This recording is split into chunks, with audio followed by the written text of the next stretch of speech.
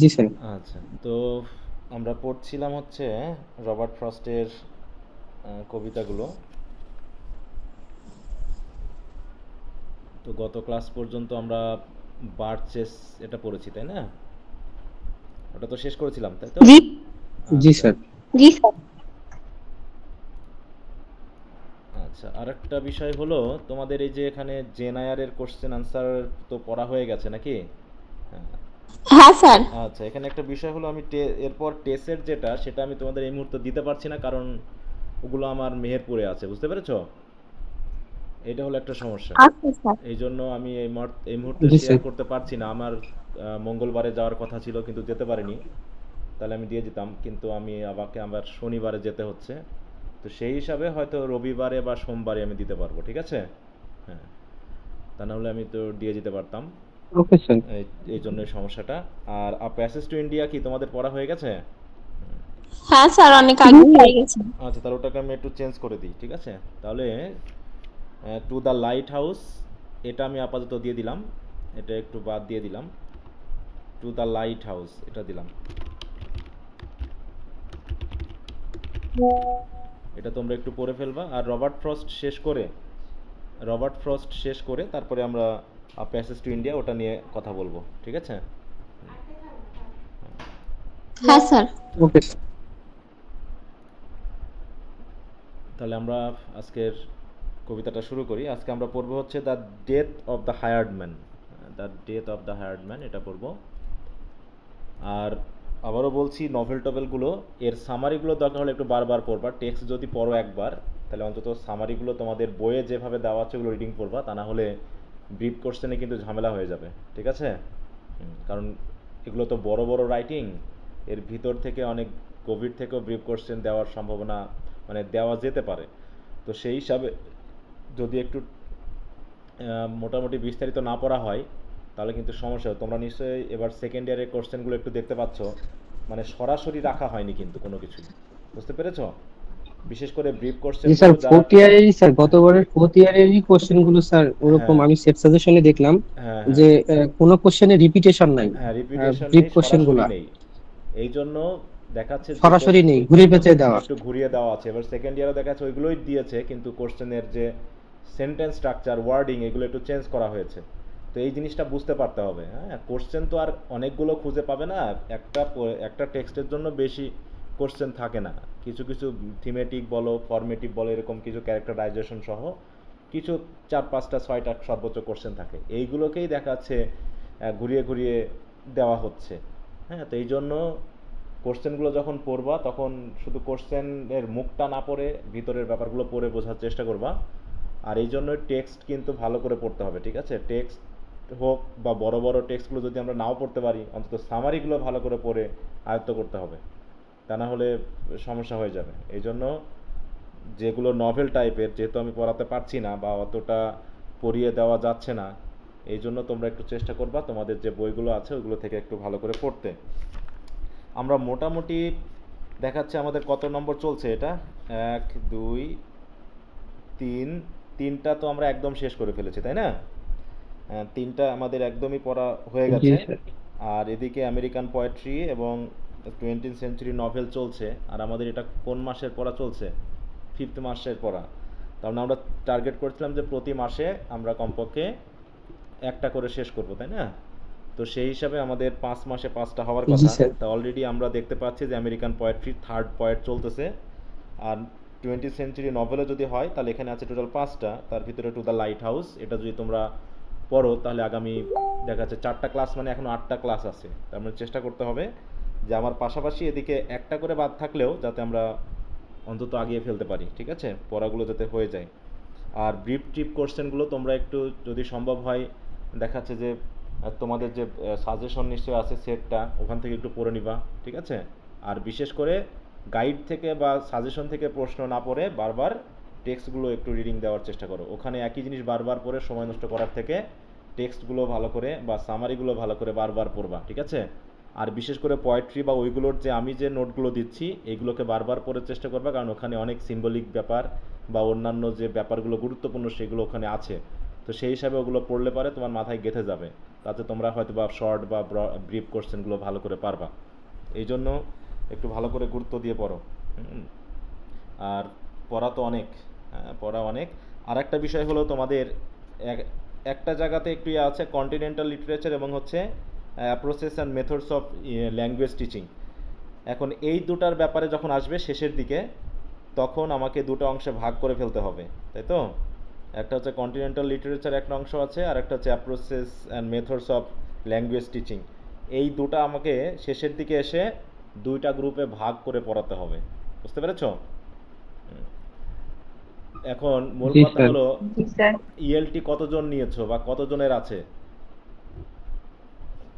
কতজনের আছে এটা একটু হাত তোলো দেখি।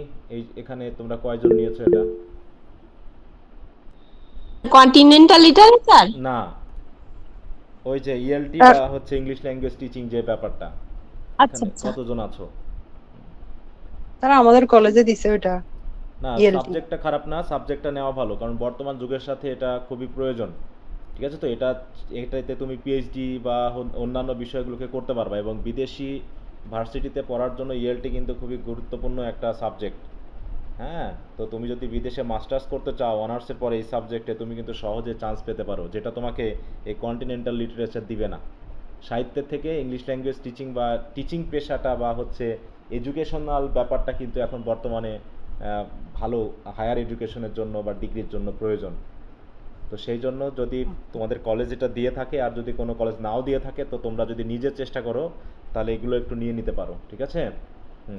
এই সাবজেক্টটাকে নিলে ভালো হয়, কারণ সাহিত্য তো পড়তেছো, কন্টিনেন্টাল লিটারেচারে ওই সাহিত্য আছে, ঠিক আছে? তো ওগুলো বলছি না খারাপ বা অন্য কিছু, কিন্তু এটাতে একটা স্পেশালিটি দিবে তোমাকে, যেটা তোমার থাকলে পারে তোমার সার্টিফিকেটের একটু দায়টা মানে ইয়াটা বেড়ে যাবে, হ্যাঁ, চাহিদাটা বেড়ে যাবে, যে তোমার একটা আলাদা রকমের একটা বিষয় রয়েছে।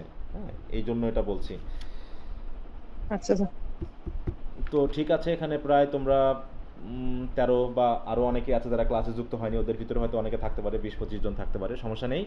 ওটাকে আমরা আলাদা করে একটা ইয়া করব, কারণ ওটা একটু বড় বিষয়টা। হ্যাঁ, কারণ অ্যাপ্রোচ অ্যান্ড মেথডস অফ বইয়ে অনেক পড়া আছে, ওটা ঠিক অনেকটা লিঙ্গুইস্টিক্সের মতো, বুঝতে পেরেছো? ওখানে পড়ার বিষয়টা অনেক বেশি থাকার কারণে ওটা যদি আমি স্যার এটা আমাদের আগে ধরলে হয় না? একটু আগে ধরলে একটা দুইটা চ্যাপ্টার সেটা আমি চেষ্টা করছি, ওই জন্য বলতেছি যে আমি দরকার হলে এটা নিয়ে আলাদা করে গ্রুপ করেই তোমাদের আলাদা করে করার চেষ্টা করাবো, ঠিক আছে? তো যে আলাদা গ্রুপই হবে, তোমরা এটার জন্য আলাদা ফি দিয়ে ওটাকে আমি আলাদা একটা ব্যাচ করে শুধু এই সাবজেক্টটার জন্য, ঠিক আছে তো, আলাদা করে পড়াবো, যাতে ওই কন্টিনেন্টাল লিটারেচার যখন পড়াবো তোমাদের আর ফিটি দিতে হবে না, ওটা জাস্ট যখন ওরা থাকবে ওদেরটা পড়াবো, বুঝতে পারছো?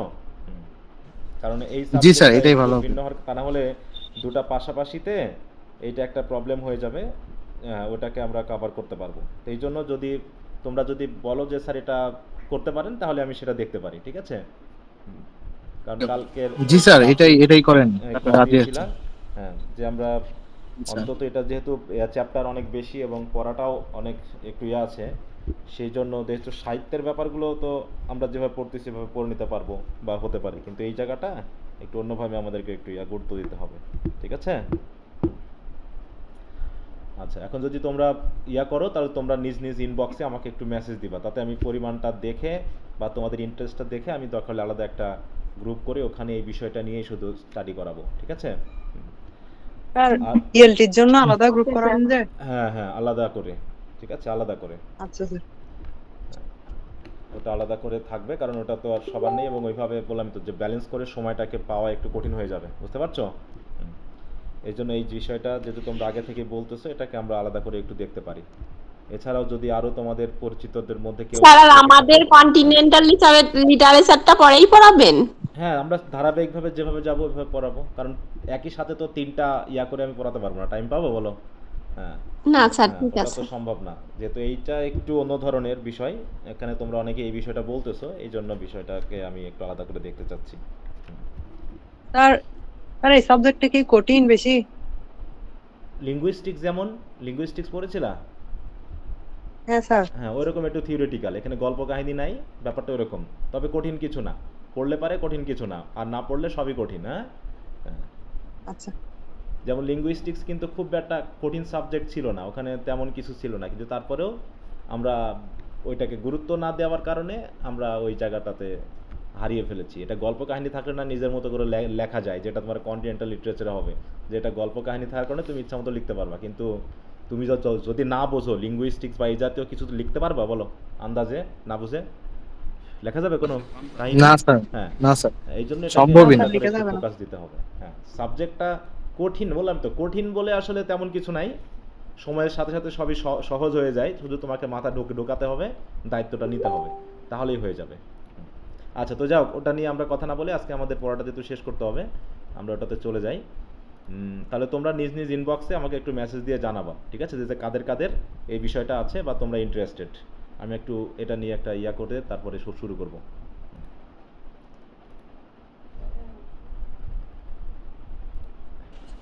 জি স্যার, ঠিক আছে।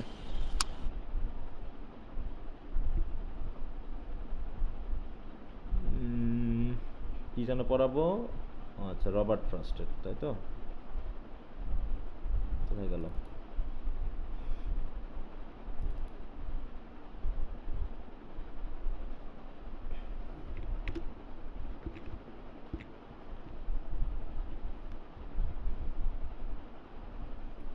আচ্ছা, the death of the hired man.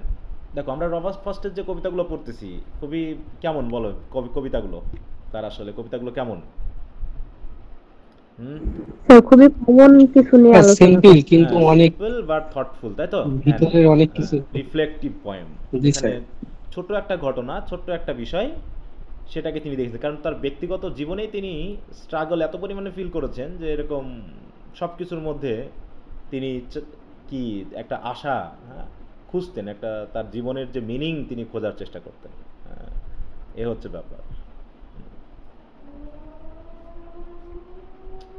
ওকে, তো যাই হোক, এখানেও আমরা সেরকম একটা ছোট্ট ঘটনা দেখব, ট্র্যাজিক ইনসিডেন্ট দেখব, যেখানে আমাদের আসলে কতটুকু হিউম্যান হওয়া যায় সেই বিষয়টা এই কবিতার সাথে আসলে যাবে। হ্যাঁ, হিউম্যান বলে একটা শব্দ আছে, এটার মিনিং জানো? HUMANE, এটার মিনিং না এটার মানে কি? আমরা হিউম্যান মানে না নাকি? হ্যাঁ স্যার, হিউম্যান মানে কি?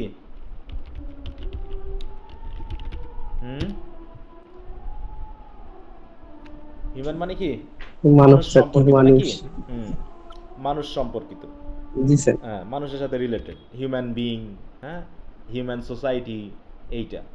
আর দেখো হিউমেইন, হ্যাঁ, হিউম্যান মানে হচ্ছে মানবিক, তাই তো? দেখো, দয়া মায়া আছে এরকম আর কি। দেখো, হিউমেইন ট্রিটমেন্ট, আর একটা হচ্ছে হিউম্যান ট্রিটমেন্ট, তাই তো? হিউমেইন আর হিউম্যান।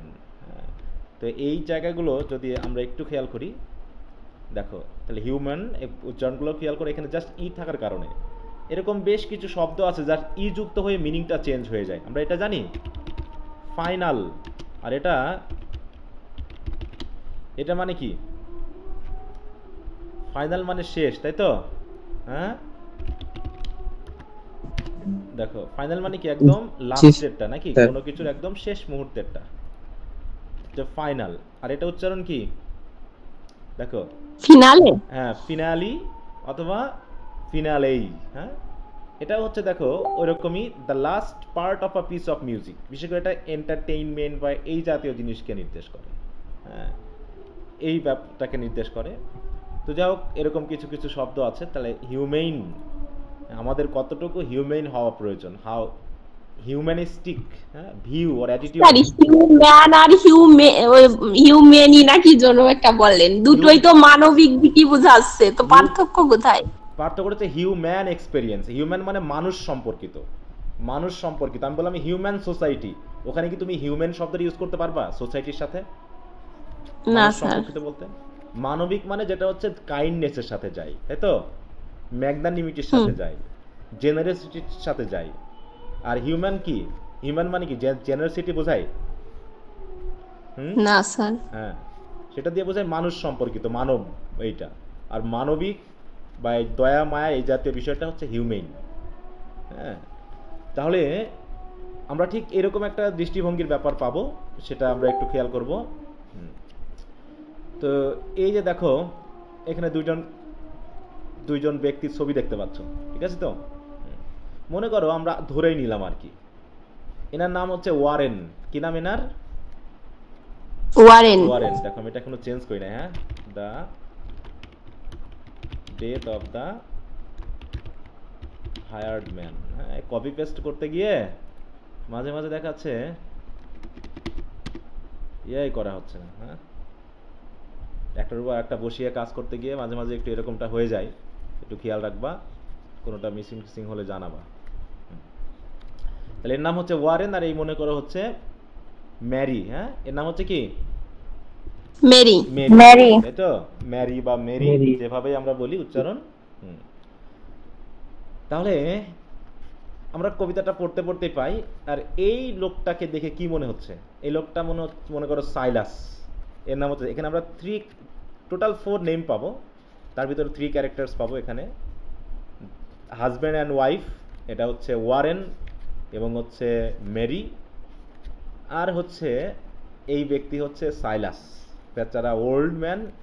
ঠিক আছে তো? সে একজন সার্ভেন্ট বা হচ্ছে এদের বাড়িতে কাজ করত। ঠিক আছে? তো মনে করো এমনটা হলে কেমন হয়? তোমার বাড়িতে মনে করো একজন মানুষ কাজ করে, মানে এরকম থাকে না, জায়গির বুঝো? জায়গির, জায়গির বুঝো? না স্যার। কোনোদিন শুনছো জায়গির না, কথা? স্যার। শুননি কেন? না স্যার, এই প্রথম শুনলাম। হাই হাই, তাহলে না, তোমরা ইয়ার না, স্যার। নাটকই দেখোনি? হ্যাঁ, ইয়ার নাটক দেখছো? কে জানো? চঞ্চল চৌধুরীর দেখছো? দেখছি স্যার, কিন্তু শুনছি বলে মনে পড়ে না। জি, ইউআর স্যার। নাটক দেখোনি? College student. না স্যার, হ্যাঁ, দেখিনি স্যার। এই যে দেখো এখানে জায়গির দেখছি বলতে, স্যার, হ্যাঁ দেখছো? দেখা হয়েছে স্যার। হ্যাঁ, জি স্যার। কি নির্দেশ করে? জায়গির বলতে কি, মানে কারো বাড়িতে থাকা খাওয়ার বিনিময়ে, যেখানে খেয়াল করো আরেকটি প্রচলিত অর্থে জায়গির থাকা বলতে বোঝায় কোনো পরিবারে বিনা খরচে থাকা খাওয়ার বিনিময়ে তাদের সন্তানদের পড়াশোনার কাজ করাকে বোঝায়, তাই তো? লজিন না কি যেন বলে, আগের মানুষ থাকতো। হ্যাঁ, সেটা আলাদা জিনিস, সেটাও আলাদা জিনিস। হ্যাঁ, এই সেই জায়গির, বুঝতে পেরেছো? আমাদের চঞ্চল চৌধুরী কিন্তু এরকম জায়গির থেকে, সে ওখানে থেকে খেয়ে তার ছেলেকে, ওই যে বাড়িতে থাকতো তাদের ছেলেকে পড়াশোনা করাবে, তাই তো? এরকম একটা বিষয় ছিল। তো এখানেও ঠিক ওইটা জায়গির অর্থে ঠিক ওরকমটা না, কিন্তু ওরকমই একটা বিষয় যে কাজ করে দিবে, পরিবারের মাঠে বা জমিতে কাজ করে দিবে, সে কাজের বিনিময়ে সে এখানে থাকবে, খাবে, সব কিছু করবে, মানে একজন বাড়ির লোক হিসাবে সে থাকবে, কিন্তু সে আমাদের বাড়ির কাজ টাজ করে দিবে। তো এই মেরিদের পরিবারে এরকম একটা লোক ছিল যার নাম হচ্ছে সাইলাস, বুঝতে পেরেছ? তো এই সাইলাস হচ্ছে যখন কোনো কাজ পায় না তখন এদের বাড়িতে আসে, বুঝতে পেরেছো? দিয়ে ওই ছোটোখাটো কাজ করে সে এদের কাছে কাটায়। আর যখন কাজের সময় আসে, ঠিক আছে তো, যখন ওই যে আমরা বলি না গ্রামের দিকে ওই যে কি জন্য বলে ওটাকে, মুনিশ, বুঝো? মুনিশ, আমাদের এলাকায় মুনিশ বলে, বুঝতে পেরেছো? মাঠে কাজ করাটাকে মুনিশ দেখা, মানে কি বলে অন্য অন্য এলাকায় কি বলে, যে ওই যে দিন মজুর হিসাবে জমিতে নিড়ানি দিয়ে দেওয়া বা কুপিয়ে দেওয়া বা ধান কেটে দেওয়া, এটাকে কি বলা হয়? কৃষাণ। হ্যাঁ, কৃষাণ দেওয়া। হ্যাঁ, সেটাই, যেটাই হোক।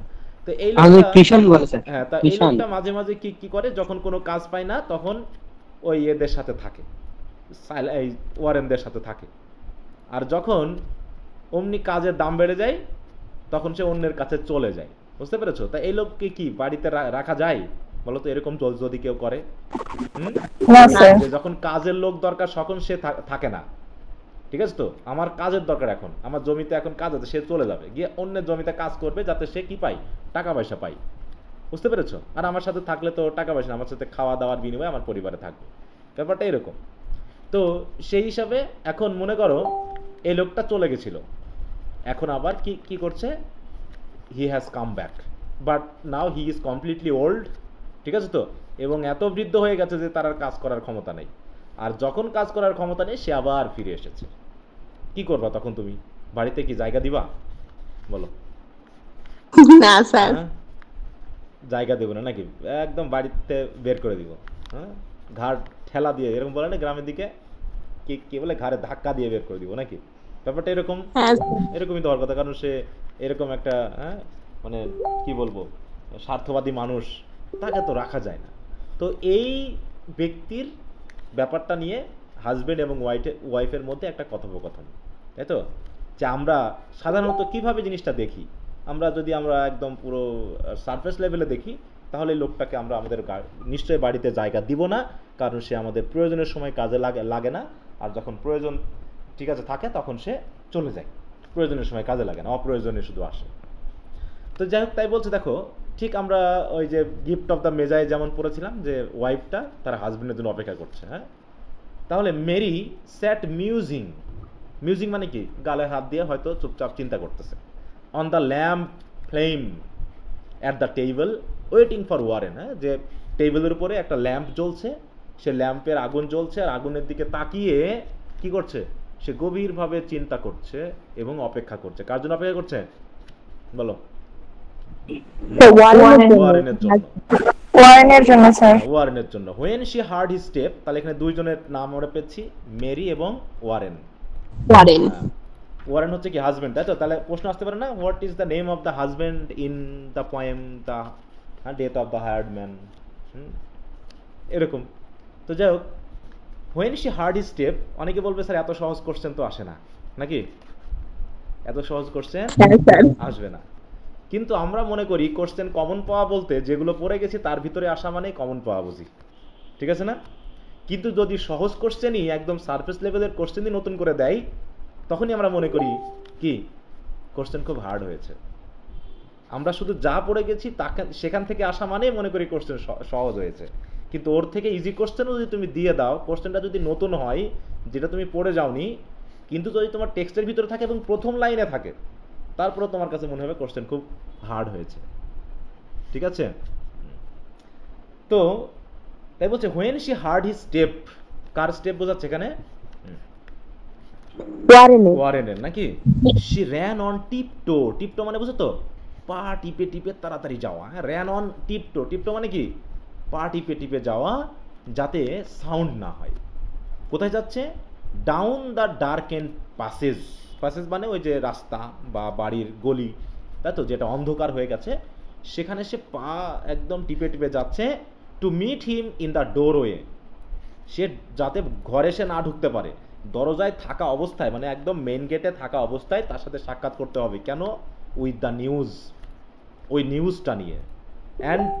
And put him on his guard, এবং ও জানে, তার ওয়াইফ জানে যে সাইলাস আসলেই তার স্বামী কি করবে, তাকে বলো, খুব গালাগালি করবে, মারতেও পারে বা বাড়ির থেকে বের করে দিতে পারে। এই জন্য সে কি করছে, আগে থেকেই তার স্বামীকে বাড়িতে ঢোকার আগেই তার সাথে দেখা করে কি করতে হবে, আগে থেকেই তাকে বলে দিতে হবে, এবং অন হিজ গার্ড, গার্ড মানে কি তার বিষয়ে যেন সাবধানতা নেয় যাতে আবল তাবল কথা না বলে।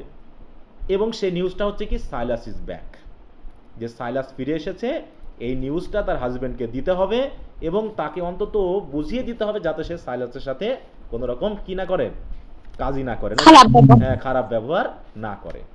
এই জন্য সে ঘরে ঢোকার আগেই সে পুশড হিম আউটওয়ার্ড, হ্যাঁ, তাকে ধাক্কা দিয়ে বার করে দিল, উইথ হার মানে তার সাথেই, মানে হাত ধরে হয়তো টেনে নিয়ে কোথায় চলে গেল, through the door and shut it after him, তার মানে ঘরে ঢোকার আগেই তার হাজবেন্ডের হাতটা টেনে বাইরে নিয়ে গিয়ে পিছনে দরজাটা বন্ধ করে দিয়েছে যাতে তার স্বামী ভিতরে ঢুকতে না পারে। এবং দরজাটা বন্ধ করে দিয়েই সে কি বলছে, বি কাইন্ড শি সেইড, সে বলল তার প্রতি একটু সদয় হয়েও, হ্যাঁ, কিছু বলো না জানো, তাই তো? কার কথা বলছে? এই সাইলাসের কথা, নাকি?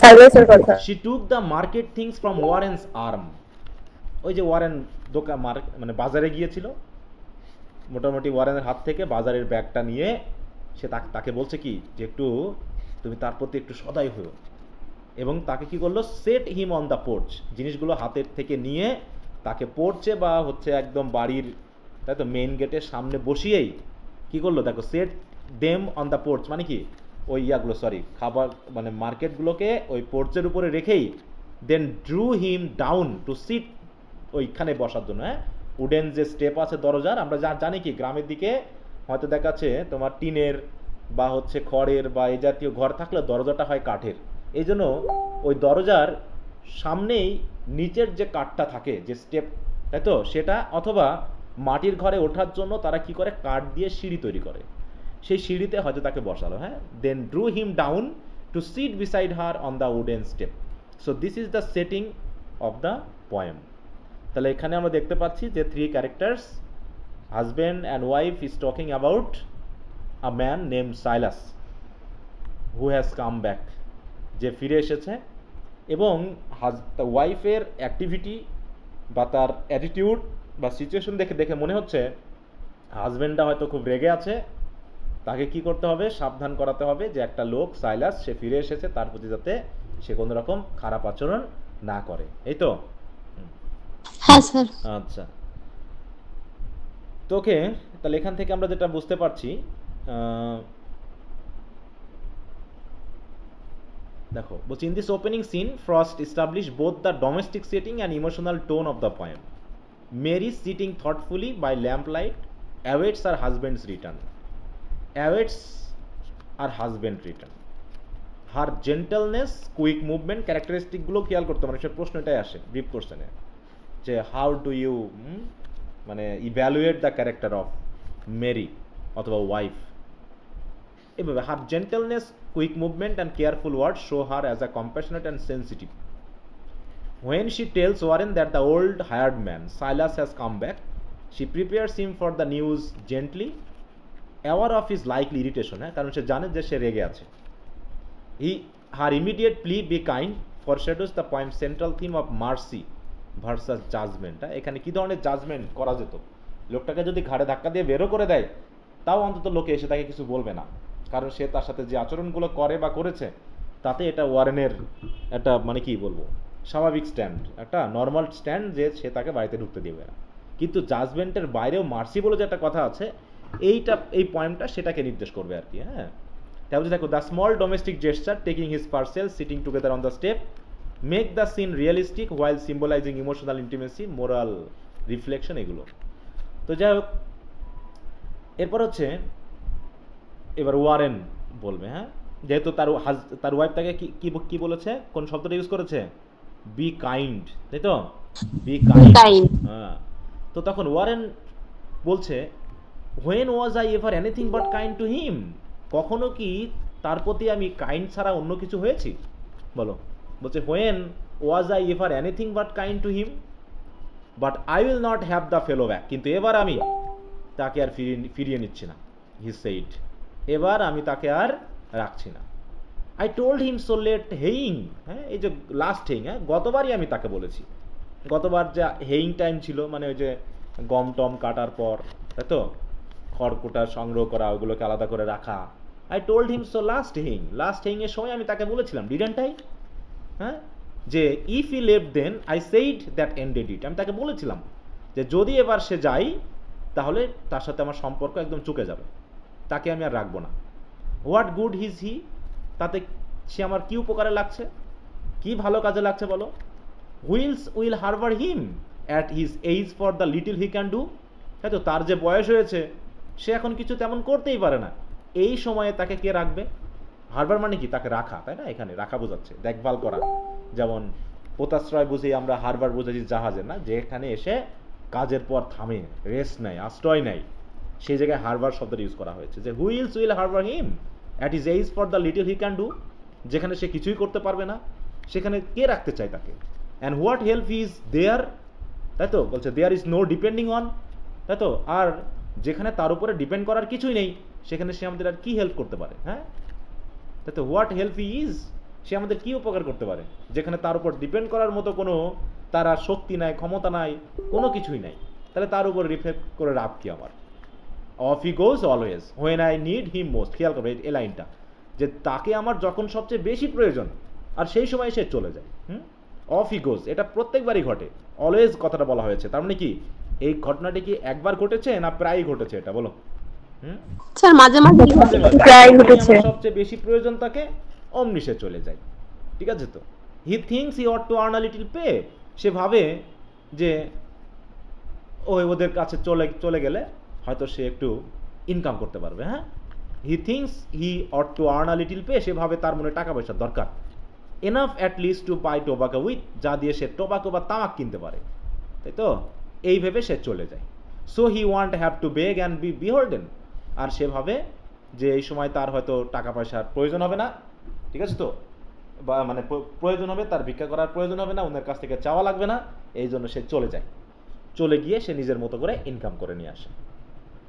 ঠিক আছে, অলরাইট, আই সে, আমি তাকে বলেছি I can afford to pay any fixed wages though I wish I could. হ্যাঁ, এবং আমি তাকে এটাও তো বলেছি যে সবই ঠিক আছে, আমি তো তাকে কোনো ফিক্সড ওয়েজ দিতে পারবো না, যদিও আমার ইচ্ছা আছে, দ্যাট দো আই উইশ আই কুড, যে তাকে একটা নির্দিষ্ট বেতন আমি দিই, কিন্তু নির্দিষ্ট বেতন দেওয়ার মতো অ্যাফোর্ড মানে কি আমার নেই, যেহেতু নেই তাকে আমি দিতে পারছি না।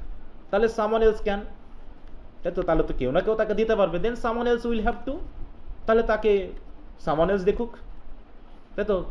যদি কেউ পারে এরকম তাকে যদি কোনো ফিক্সড ওয়েজ দেয় তাহলে সে যাক, তাই তো, সে এইভাবে গিয়ে তার বেতনটা সে সংগ্রহ করুক বা সে ইনকাম করুক।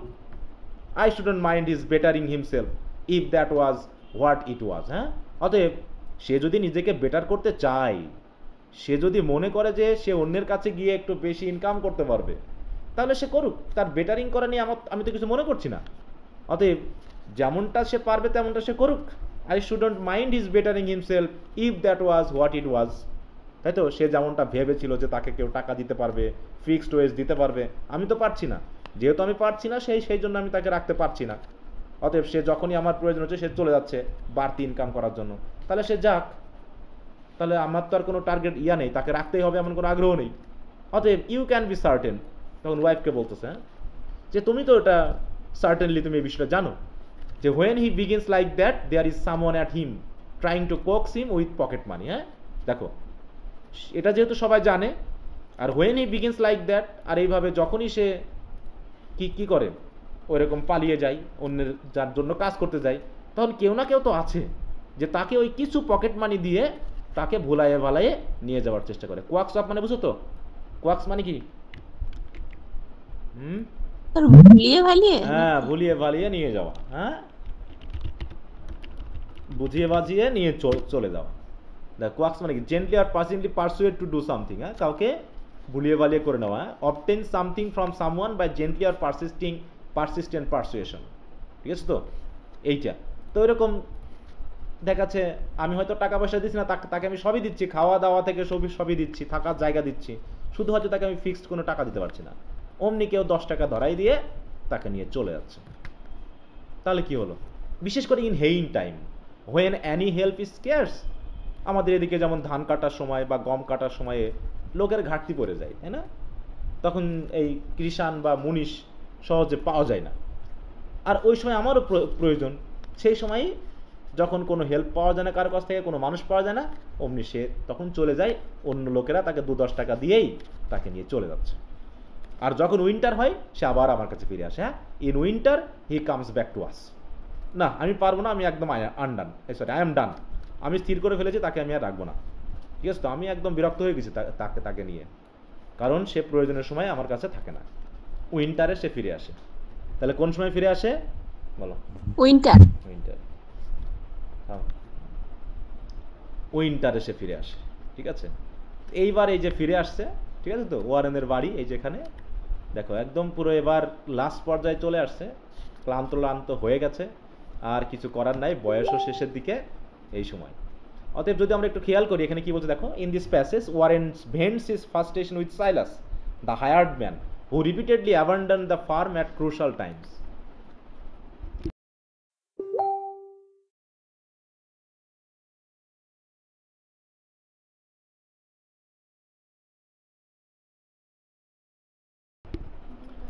তাই বলছে, in this passage Warren vents his frustration with Silas, the hired man who repeatedly abandoned the farm at crucial times. He recalls past betrayals and insists he won't take Silas back again. Warren's attitude is guided by practical fairness.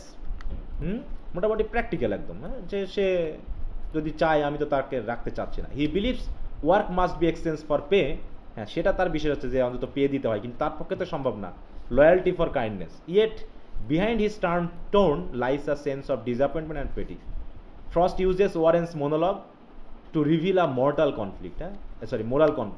The contrast between the practical sense of justice and the deeper compassion that Mary will later express. এই দুটার মধ্যে the domestic argument becomes a meditation on human dignity and responsibility. এবং আমরা তো home burial পড়েছিলাম, তাই না? দেখো, ছোট একটা ঘটনা, ওখানে স্বামী স্ত্রীর মধ্যে একটা কি বলো, একটা ছোট বিষয় নিয়ে যে কনফ্লিক্ট, সেটা কিভাবে একটা মানে কি পুরো একটা ব্রেকেজ তৈরি করতে পারে রিলেশনশিপের মধ্যে, সেটা কিন্তু ওখানে দেখানো হয়েছে। কি কথা বুঝতে পেরেছো সবাই? হ্যাঁ স্যার। জি স্যার। হ্যাঁ স্যার। জি স্যার। এবার ওয়াইফ বলছে "শ্", মানে কি এরকম করা মানে কি? থামতে বলা। আরে এত জোরে না, নট সো লাউড, এত জোরে বলো না তো, হি উইল হিয়ার ইউ। মানে এর কথা শুনলে যে ও রাগ করবে সেটা বলছে, সে শুনে ফেলবে তো। হ্যাঁ, মেরি বলতেছে, তখন ওয়ারেন বলছে শুনুক, আই ওয়ান্ট হিম টু, সে শুনুক, আমি চাই সে শুনুক আমার কথা। He will soon or late, শুনবে তো না, এখন না হোক পরে হোক তো শুনতেই হবে তাকে, অতএব সে এখনই শুনুক যে আমি কি বলতে চাই। তখন মেরি বলতেছে কি, হি ইজ ওর্ন আউট, সে তো পুরো মানে দুর্বল হয়ে গেছে, পুরো অসুস্থ হয়ে পড়েছে। He is asleep beside the stove, সে আমাদের ওই স্টোভের পাশে ঘুমিয়ে পড়েছে। ঠিক আছে তো? When I came up from Rowe's I found him here. Rowe's কি বলো? অ্যাপোস্ট্রফি দেওয়া আছে, কি বোঝাতে পারে? রান্নাঘর। হ্যাঁ, রান্নাঘর কি? না না, রোজ দেখো, খেয়াল করো, এটা কোনো দোকানের টোকানের নাম হবে নাকি?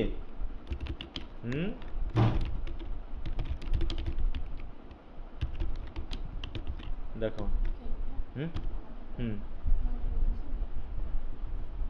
what is this?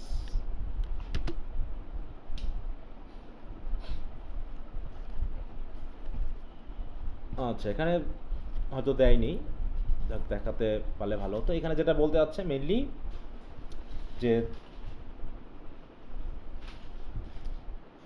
দেখো ওখানে কই গেল রোজ, এই যে এখানে হচ্ছে প্রতিবেশী, তাই না? দেখো ওদের বাড়ি, আর নিয়ার বাই নেইবার বা ওদের বাড়ির কথা বোঝাচ্ছে। রোজ হাউস এরকম আর কি, দোকান বা দেখবা যে কোনো বুচার্স বা এরকম দোকানের ক্ষেত্রে এরকম অ্যাপোস্ট্রফি দেওয়া থাকে। এখানে কি কি বলছে? এখানে একটা তার প্রতিবেশী বা এরকম একটা সেন্স বোঝাতে হচ্ছে, যেখান থেকে সে এসে দেখে কি সেখানে আছে। হ্যাঁ, তাই বলছে he is asleep beside the stove when I came up from Rowe's I found him here, এসে দেখি সে এখানে শুয়ে আছে। Huddled against the barn door fast asleep. হ্যাঁ, বার্ন ডোর মানে কি? ওই যে ফসল রাখার যে গুদাম ঘর মতো নাকি, সেই দরজার একদম পাশে কি করে আছে, একদম হার্ডলড মানে কি একদম জড়সড় হয়ে, গুটিসুটি হয়ে সে ফাস্ট অ্যাসলিপ বলতে কি বোঝায়? ফাস্ট অ্যাসলিপ, ফাস্ট অ্যাসলিপ বলতে কোন? তাড়াতাড়ি ঘুমিয়ে পড়েছে? না না না, ফাস্ট অ্যাসলিপ দিয়ে কি কি সেন্স বোঝায়? এখানে গভীর ক্ষুধা ঘুমে। হ্যাঁ, ফাস্ট স্লিপ মানে হচ্ছে কি গভীর ঘুমে থাকা, বুঝতে পেরেছো? গভীর ঘুম এটা বোঝাচ্ছে ফাস্ট স্লিপ। দেখো ফাস্ট, ফাস্ট, এই ফাস্ট কিন্তু প্রথম না। হ্যাঁ, স্যার এখানে কি ক্ষুধার্ত কিছু বোঝাচ্ছে নাকি? না ক্ষুধার্ত না, মানে গভীর ঘুমে পড়ে যাওয়া। হ্যাঁ, ফাস্ট মানে গভীর ঘুমে পড়া। দেখো means sleeping very deeply and soundly to the point of being difficult to wake up. হ্যাঁ, যাকে সহজে কি করা যাবে না, জাগানো যাবে না। The word fast in this idiom is an older meaning for firmly or securely or quickly, কিন্তু এখানে যেটা ব্যবহার করা হয়েছে সেটা ডিপ সেন্সে ব্যবহার করা হয়েছে, তাই তো? দেখো বলছে by the time I got home, যখন আমি বাড়িতে পৌঁছাতাম, the kids are already fast asleep, তারা অলরেডি গভীর ঘুমে কি হয়ে গেছে, পড়ে গেছে নাকি। এইটা বলছে he was fast asleep during the whole thunderstorm, যখন বজ্রপাত পড়েছিল সে শুনতেই পায়নি, কারণ কি সে গভীর ঘুমে ছিল। হ্যাঁ, সেটা দেশে দেখছিস সে গভীর ঘুমে একদম পড়ে গেছে। বলছে দেখে আমার খুব মায়া লাগছিল, মিজারেবল সাইট, ফ্রাইটেনিং টু। হ্যাঁ, বেচারাকে দেখে আমার একদম মনে হয়েছে কি হতভাগা। হ্যাঁ, খুবই কষ্টদায়ক একটা দৃশ্য। হ্যাঁ, মানে ভয়ানকও কিন্তু, কারণ তাকে দেখে মনে হচ্ছে সে মনে হয় আর কি চলতে পারবে না নাকি। তাই বলছে you needn't smile, I didn't recognise him. বলছে তুমি হাসছো, তোমার হাসার দরকার নেই, তুমি মনে করছো আমি মানে এমনি বলতেছি, তাই না? আই ডিড নট রিকগনাইজ হিম, আমি তাকে চিনতেই পারিনি। I was on looking for him, হ্যাঁ, অ্যান্ড হি ইজ চেঞ্জড, আমিও যে তাকে খুঁজছিলাম তা না, কিন্তু সে যে পুরো একদম অন্যরকম হয়ে গেছে। হ্যাঁ, ওয়েট টিল ইউ সি, দাঁড়াও তুমিও তাকে দেখবে। হ্যাঁ, যতক্ষণ না দেখছো তুমি তাকে একটু ওয়েট করো, এত চিৎকার চেঁচামেচি করো না, বেচারা একটু ঘুমাক। তার বলছে where did you say he had been, বলছে কোথায় সে ছিল, মানে কোথায় গিয়েছিল তুমি বললা, বলছে where did you say he would been, মানে সে এতদিন কোথায় ছিল তুমি কি কিছু বলতে পারবা, এরকম আর কি। বলছে হি ডিডন্ট সে, সে আমাকে বলেনি সে কোথায় ছিল, I dragged him to the house, ঠিক আছে তো, আমি তাকে বরং বাসার ভিতরে কি করছি, টেনে নিয়ে এসেছি, and gave him T and try to make him smoke, আমি তাকে চা খেতে দিয়েছি, তারপর তাকে আমি কি দিয়েছি, যেহেতু সে ধূমপান করতে অভ্যস্ত, তাকে আমি স্মোকিংও দিয়েছি। I try to make him talk about his travels, সে কোথায় কি করেছে, কোথায় কোথায় গিয়েছিল, তা আমি তাকে দিয়ে বলিয়ে নেওয়ার চেষ্টা করিয়েছি। দেখো মেক হিম টক মানে তাকে দিয়ে আমি বলানোর চেষ্টা করেছি, নাথিং উড ডু, কিন্তু কোনো কিছুতেই কাজ হয়নি, বুঝতে পেরেছ, মানে তাকে জাগানো যায়নি, মানে তাকে সেন্সে আনা যায়নি, হি জাস্ট কেপ্ট নোডিং অফ, সে বারবারই ওই বসে বসে ঘুমিয়ে যাচ্ছে, ঠিক আছে তো, বসে বসে ঘুমিয়ে যাচ্ছে, তাকে আমি কোনো কিছু চা দিলাম, স্মোক করতে দিলাম, মানে তার ভিতরে যেন আর সেই শক্তি নেই, এনার্জি নেই, তাই সে অমনি বসলেই কি হচ্ছে, নোড অফ মানে কি, হ্যাঁ মাথা নিয়ে নিচু করে ঘুমিয়ে যাচ্ছে, এরকম আর কি। হচ্ছে হোয়াট ডিড হি সে, কি বলেছিল সে, ডিড হি সে এনিথিং, কিছু বলেছিল তো, বলছে বলেছিল হয়তো বাট লিটিল, বলছে anything Mary confess, he said he would come to ditch the meadow for me, তাই তো, সে কি স্বীকার টিকার করেছে, যে হি সেইড, সে বলেছিল যে he'd come to ditch the meadow for me, যে আমার ওই যে জমির পাশে যে গর্ত করতে হবে, তাই না, সেখানে যে ডিস করতে হবে, গর্ত করতে হবে, গর্ত খুঁড়তে হবে আমার ওই মাঠে, সেটা সে তো বলেছিল যে সে ওই সময় আসবে, কিন্তু সে তো আসেনি তখন, এটা কি সে বলেছিল, বলছে ওয়ারেন, হ্যাঁ মানে কি স্ত্রী খুব, মানে ওয়ারেন হয়তো খুব রেগে রেগে কথা বলছে, ঠিক আছে তো, এখন স্ত্রী সাবধান করছে, বাট ডিড হি, হ্যাঁ সে কি এসেছিল, I just want to no, আমি এটাই জানতে চাই যে তার কি সব কিছু কি মনে নেই, সে আমাকে কথা দিয়েছিল, সে আমাকে তখন বলেছিল, কিন্তু সে তো আসেনি, তাহলে তার কথা ভেবে আমার লাভ কি, হ্যাঁ কি বুঝতে পারছো কি ধরনের একটা ক্ষোভ কাজ করছে। এই যেখানে যদি আমরা একটু খেয়াল করি, এই যে anything Mary confess, he said he would come, Warren presses her, half mocking half serious, admit it Mary, he must have said he come back to finish ditching the meadow for me, কিন্তু সে আসেনি, তখন হচ্ছে Warren বলার মানে কি, Mary exclaim his name shocked and reproachful as if to scold his insensitivity, মানে হয়তোবা সে হাজব্যান্ডের এই আচরণে একটু হলেও মন খারাপ করছে, হ্যাঁ। This single word conveys a whole emotional protest, Mary's tone carries both sorrow and moral appeal. She feels that Warren's focus on the meadow trivializes Silas' suffering. Frost's mastery of dramatic economy shines here. One word yet full দেখো of emotion, একটা শব্দই সে নির্দেশ করছে, কিন্তু Warren তখন বলে যাচ্ছে, হ্যাঁ যে but did he, I just want to know. Warren persists, still wanting an answer. He insists he is only asking out of curiosity, হ্যাঁ এটা জানতে যাচ্ছে। এখানে দিয়ে কি মনে হচ্ছে যে তার ইমোশনাল দেখো যে সেন্সিটিভিটি এটা কম, বলছে দেখো his insist shows stubborn pride but also faint, দেখো নিড টু জাস্টিফাই হিমসেলফ, মানে সে জাস্টিফাই করতে যাচ্ছে যে আমি যেটা করতে যাচ্ছি ওকে আমি বাসায় নিব না, সেই জন্য সে পিছনের কথাগুলো মনে করছে, আর তার কথাগুলোকে, তার আচরণটাকে বা তার সিদ্ধান্তকে সে জাস্টিফাই করার চেষ্টা করছে, as if confirming that Silas return for practical reasons would excuse his lack of compassion.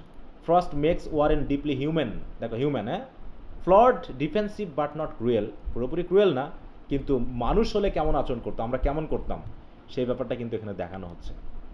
In this section Mary and Warren's dialogue unfolds into conflict of two world view, একটা হচ্ছে ম্যারি এবং হচ্ছে ওয়ারেনের মধ্যে, ঠিক আছে তো, যে চিন্তাভাবনার পার্থক্যটা। Mary represents mercy, sympathy and understanding, she protest Silas, দেখো cares for him and sees his return as a sign of repentance and need. অন্যদিকে Warren represent justice, pride and practicality, he sees Silas through the lens of past disappointments and unfulfilled duties, এইটাকে দেখানো হচ্ছে। Silas himself though silent becomes a symbol of human frailty and the longing for belonging, longing for belonging. এই কবিতাটা পড়ার পর আমার ব্যক্তিগত জীবনে একটা বিষয়টা খুব হয়েছিল, এই কবিতাটা তখন মনে পড়েছিল। এই যে তোমাদের ম্যাডাম হওয়ার পর, কনসিভ করার পর আমাদের একটা কাজের লোক আগে কাজ করতো, তো কাজ করতে করতে হঠাৎ করে সে চলে গেল, বুঝতে পারছো? হঠাৎ করে সে চলে গেছে, তার বাবা অসুস্থ ছিল না কি ছিল, সে আর আসে না, কিন্তু অলরেডি তার 2-3 মাসের সময়, এই সময় তো আমার খুব জরুরি প্রয়োজন। তো কাজের লোক খুঁজে খুঁজে পাচ্ছিলাম না। তো পরবর্তীতে আমাদের বাড়িওয়ালাই একটা কাজের লোক খুঁজে দেয়, কিন্তু ওই মহিলাটা খুবই বৃদ্ধ, বুঝতে পেরেছো? মানে সে কাজ করতে পারবে বলে আমার কাছে মনে হয় না, ব্যাপারটা এরকম। ওই বৃদ্ধ মহিলাটা আগে এক জায়গায় কাজ করতো, একটা মাদ্রাসাতে কাজ করতো। তো যেহেতু সে বৃদ্ধা হয়ে গেছে, খুবই কাজ করার অ্যাবিলিটিটা খুবই কম। তো এখন তার আবার কি হচ্ছে, কাজ না পাইলে সে আবার খেতে পাবে না মাসে, এরকম একটা অবস্থা তার, ঠিক আছে?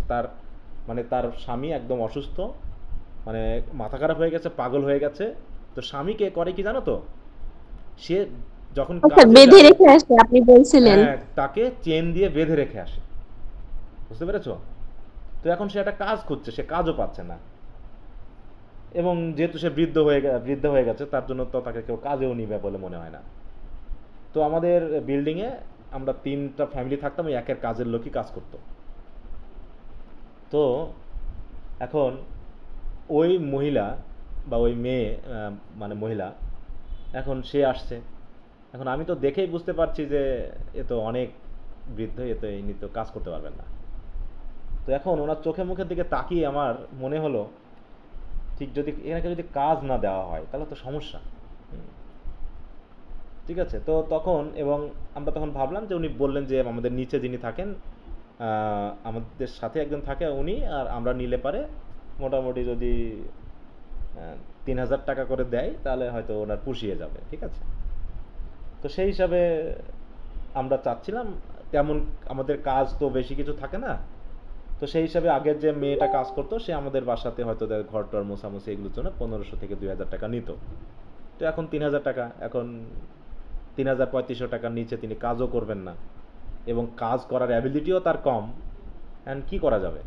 তো ওনাকে দেখে আমার একটু মায়াও লাগলো, যে এই অবস্থায় তার যে গল্প শুনলাম, তাতে তো একে তো কাজে কেউ নিবে বলে আমার কাছে মনে হয় না। হ্যাঁ, এ তো কাজেও কেউ নিবে না তাকে। তো আচ্ছা ঠিক আছে, তাহলে আমরা বললাম যে তাহলে আসেন, দেখা যাক কীভাবে কাজ করতে পারে। তো ওনার একটা কাজ করতে অনেক টাইম লেগে যায়, ঠিক আছে? ওটা একজন সুস্থ মানুষ যে কাজটা হয়তো 1 ঘন্টায় করবে, ওনার সে কাজটা করতে লাগে 3 ঘন্টা, ঠিক আছে? এইরকম আর কি অবস্থা। মানে অনেক কাজ আমাদেরই মোটামুটি করে দিতে হয়, বা তোমাদের ম্যাডামকেই অনেকখানি করে দিতে হয়, ব্যাপারটা এরকম। মাছ টাছ কাটতে পারবে না, বা অন্যান্য সব জিনিস নিয়ে আসলে তাকে অন্যকে দিয়ে করাই নিতে হয় আর কি, এরকম আর কি বিষয়টা। তো পরে আবার দেখা গেল যে ওনার ওই বৃদ্ধ হওয়ার কারণে আমাদের যে আরেকজন যে নিতে চেয়েছিল, উনিও তাকে নেবে না।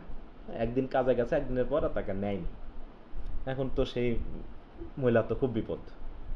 এখন কি করা যাবে? তখন উনি বলতেছে, দেখেন বাবা, আপনারা যদি আমাকে আরও কিছু টাকা বাড়ায় দেন, শুধু আপনাদের বাসাতেই কাজ করবো, ঠিক আছে? তো আমি তো অলরেডি দিয়েছি, তো এখন আর কত বাড়ালে পারে ওনার মিলবে বলো?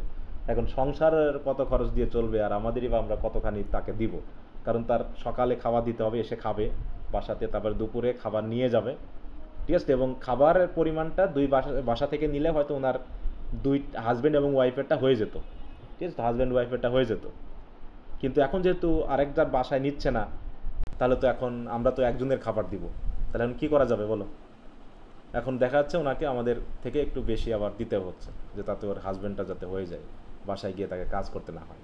হ্যাঁ, তা এই যে জায়গাটা, মানে তখন ওনাকে দেখার পরে এই কবিতাটা আমার ঠিক মনে পড়ে যায়। হ্যাঁ, এরকম যে এই যে তার যে বয়স এখন হয়েছে, এই বয়সে হয়তো তাকে কেউ কাজে নিবে না আর, ঠিক আছে? তো এবং যদি তাকে কাজে কেউ নাও দেয়, তাহলে তো সে তো খেতেও পাবে না। হ্যাঁ, হাজব্যান্ড দিয়ে কিন্তু তার শেষ পর্যন্ত তোকে ভিক্ষা করতে হবে, তাই নয় কি বলো? আমি যা দেখেছি তার অবস্থা, যদি কেউ কাজে না নেয়, তাহলে লাস্টলি তাকে কিন্তু ভিক্ষা করতে হবে, কিছু করার নেই। তো এই হচ্ছে অবস্থা। হ্যাঁ, তা মানুষের একটা পর্যায়ে চলে আসে যে কিছু করার নাই। হ্যাঁ, তো যাই হোক, এখন আমরা এই যে মেহেরপুরে চলে আসছি, এখন ওনার তো বিপদ হয়ে গেছে। উনি কাজ হয়তো বা খুঁজে পেয়েছেন কিনা আমরা জানি না, কারণ আমাদের আবার আরেকজনকে নিতে হয়েছে সাথে করে। আমরা আরেকজনকে নিয়ে আসছি এবং ওনাকে তো আমাদের এখন লাগছে না, তো ওনাকে বাড়তি কিছু টাকা দিয়ে আমরা বললাম যে আপনি এখন একটু দেখেন। এখন ওনার প্রতি আমাদের খারাপ লাগছে যে এখন আবার উনি কাজ টাজ পাইলেন কি না কি অবস্থা। হ্যাঁ,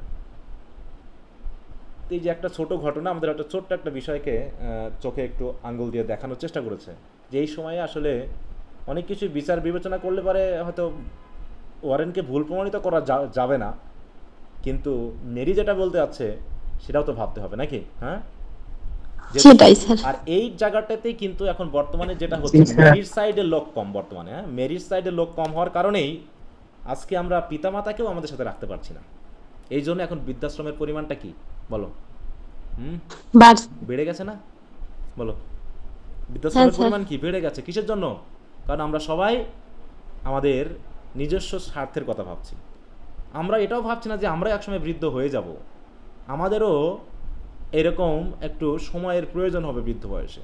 আমরা কিন্তু সেটাও ভাবছি না। আমরা শুধু ভাবছি আমরা কোনো দায়িত্ব নিতে পারবো না, এত চাপাচাপি নিতে পারবো না। আসলে আগে কি, আজ থেকে 50 বছর আগেও কি বাংলাদেশে বৃদ্ধাশ্রম ছিল?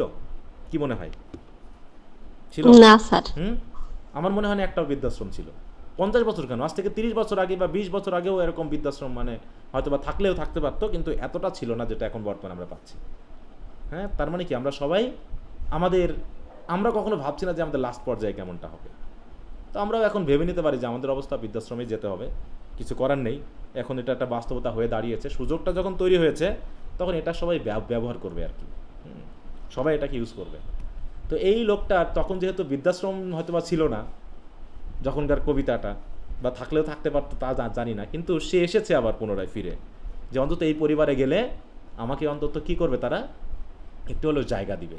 হ্যাঁ, কারণ তার অনেক অতীত রেকর্ড আছে যার জন্য ওয়ারেন রেগে যেতেই পারে। তারপরে দেখো সে কিন্তু ফিরে এসেছে, সে কিন্তু আবার ফিরে এসেছে। স্যার বিদেশেও কি বৃদ্ধাশ্রম আছে, উন্নত কান্ট্রি যেগুলো? হাই হাই, ওদের তো বৃদ্ধাশ্রম একটা তো প্র্যাকটিক্যালিটি, ওটা একটা, বুঝতে পারছো? ওদের সিস্টেমটা বুঝো। আমেরিকা, কানাডা, এইসব জায়গার সিস্টেম তো আলাদা আমাদের থেকে। ওদের জন্য ওদের যে বৃদ্ধাশ্রম ব্যাপারটা ওটা একটু ভিন্ন, বুঝতে পারছো? ওল্ড হাউস যেটা, ওদের জন্য সরকার আগে থেকে টাকা নিয়ে নেয়, ট্যাক্স কেটে নেয়। এত ট্যাক্স কেন ও দেশে, বুঝতে পারছো? আচ্ছা স্যার। সরকারই তোমার দেখভাল করবে, ওদের জন্য আলাদা কি থাকবে, ওদের জন্য আলাদা হোস্টেল সিস্টেম। মানে তুমি একটা নির্দিষ্ট বয়স পর্যন্ত, কানাডা বা এই জাতীয় সিস্টেমগুলো যদি তোমরা একটু খেয়াল করো তাহলে বুঝতে পারবা, ওরা কিন্তু এক এক বয়সে ওদের কিন্তু নিজস্ব কোনো বাড়ি নাই, তাই তো? ওরা কি করে জানো, এক এক বয়সে বাড়ি চেঞ্জ করে বা বাড়ি কিনে। যখন ফ্যামিলি থাকে, সন্তান থাকে, তখন তারা বড় বাড়ি নেয়, কিনে নেয়। তারপরে যখন সন্তানরা বড় হয়ে যায় তখন তো স্বামী স্ত্রী থাকে, তখন ওরা আবার ছোট বাড়ি নিয়ে নেয়। তারপরে যখন হাজব্যান্ড বা ওয়াইফ একজন মারা যায় তখন তারা ওল্ড হাউসে চলে যায়, বুঝতে পেরেছ? এবং ওদের মেডিকেল সিস্টেমটা, নার্সিং সিস্টেমটা খুবই উন্নত, আমাদের মতো না তো। হ্যাঁ, আমাদের তো কি, আমাদের এমনি নার্সিং মানে সরকারি হাসপাতালে গেলে পারেই নার্সদের অবস্থা দেখলে পারে মাথা খারাপ হয়ে যাবে, বুঝতে পেরেছ? সেবা তো দূরের কথা, মনে হবে সবাই ওখানে জানো সব প্রেসিডেন্ট, বুঝতে পারছো? হ্যাঁ স্যার, নার্সরাও ভাব নেয়। রোগীকে হাসপাতালে ঢুকায় রেখে আসবা, রোগীকে হাসপাতালে ঢুকায় রেখে আসবা, তোমাকেও যেতে দিবে না, সুস্থ হওয়া পর্যন্ত ওরাই দেখভাল করবে, বুঝতে পেরেছ? আর আমাদের এখানে 5 জন মানুষ গেলেও সেবা পাবা বলে ঠিক নাই, এখানে কোনো দায়বদ্ধতা নাই, কিচ্ছু নাই। তো উন্নত কথাটার সাথে অন্যরকম বিষয় যায়। হ্যাঁ, অন্য ইউরোপ কান্ট্রিতে কেন আমরা যেতে চাই বলো? আমরা এমন একটা জাতি যে আমরা নিজের দেশে যাচ্ছে তাই করে অন্য দেশে গিয়ে ভালো থাকতে চাই। কেন? যেটা অন্য দেশে গিয়ে মানতে পারতাম বা মানতে চাই আমরা, সেটা আমার দেশে করলে কি আমার দেশকে আমরা ইউরোপ বানাতে পারতাম না? বলো, পারতাম না? হ্যাঁ পারতাম তো, কিন্তু সেটা আমরা করতে চাচ্ছি না। এখানে মারামারি, ফাটাফাটি, থুতু ফেলা, এদিকে ময়লা ফেলা সব করব, আর অন্য দেশে গেলে আমরা সব নিয়ম আবার মেনে চলবো। কি জাত আমরা, একটা অদ্ভুত জাতি। অথচ এই দেশটাই বরং অন্য দেশে আরও উন্নত হওয়ার কথা ছিল আমেরিকা, ইংল্যান্ডের থেকে। কারণ ওদের থেকে আমাদের কৃষি সিস্টেম, আমাদের মাটি, আমাদের পরিবেশ অনেক ভালো। ওদের 60% সময়ই বরফে আটকে থাকে, বা ওই যে তোমার গরমে। আমেরিকাতে কিন্তু কিছু কিছু এলাকায় খুব গরম, কানাডা, আমেরিকা আমাদের থেকেও গরম।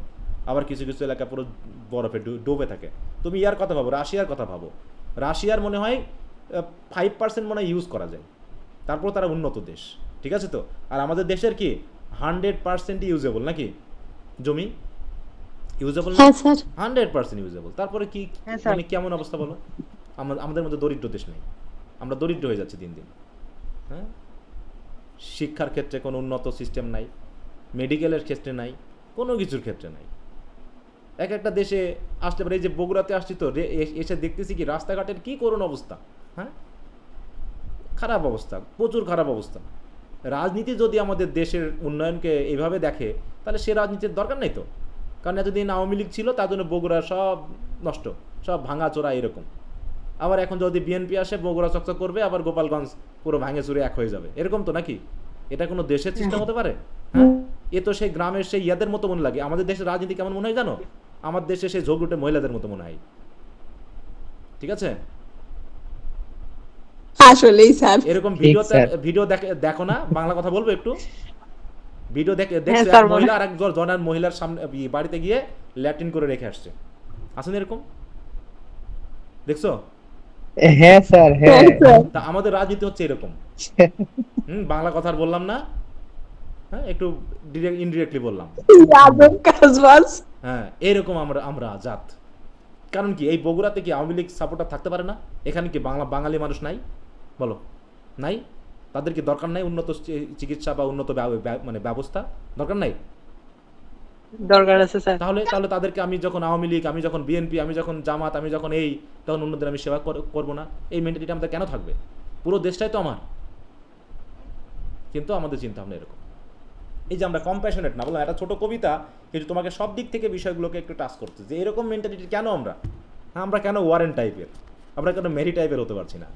হ্যাঁ, যে আমরা এখন তো আমরা এরকম করতে পারতো না যে আওয়ামী লীগের সময়ে যে আমরা বগুড়াকে উন্নতভাবে করার চেষ্টা করেছি, উন্নত করার আমাদের সময়েও, কারণ এখানেও আমার সাপোর্টার আছে, এরা সবাই আমার দেশের লোক, এরা সবাই আমার দেশের নাগরিক।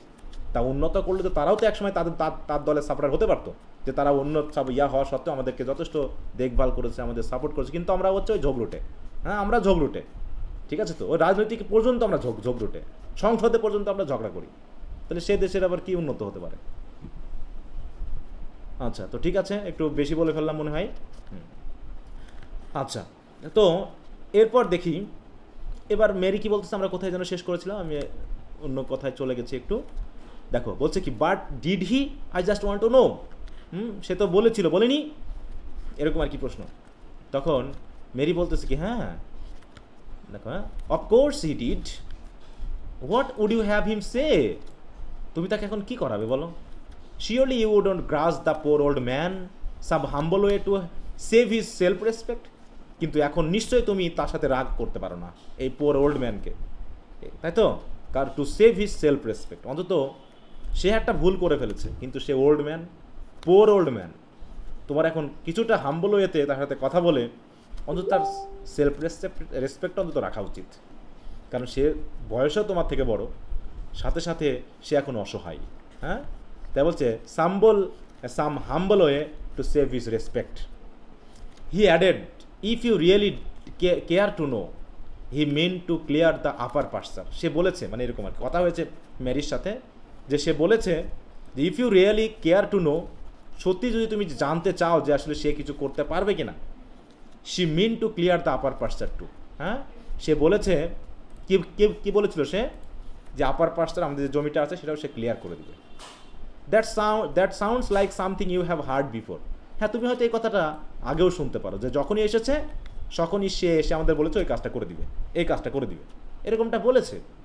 তাই বলছে, Warren, I wish you could have heard the way he jumbled everything. হ্যাঁ, আমি তোমার কাছে এটুকু প্রত্যাশা করছি যে সে এলোমেলোভাবে যা কিছুই বলুক না কেন, তুমি অন্তত তার কথাগুলো একটু শুনো, তুমি অন্তত আর তাকে কিছু বলো না, এরকম আর কি। Warren, I wish you could have heard the way he jumbled everything. I stopped to look 2 or 3 times. He made me feel so queer. আমি তার দিকে তো তাকাতেই পারিনি।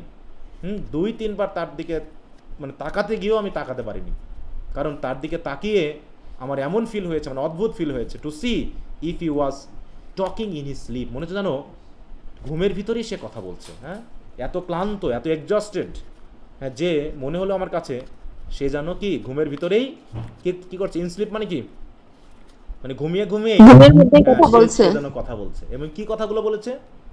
হি ran on Harold Wilson, you remember, হ্যাঁ, he ran on Harold Wilson, you remember, তোমার মনে আছে তো?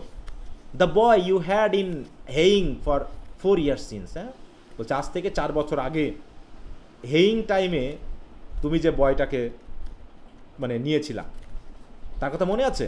হিজ ফিনিশ স্কুল, হ্যাঁ, সে কি করেছে? স্কুল শেষ করেছে, and teaching in his college, এবং সে এখন ওই কলেজেই শিক্ষকতা করতেছে।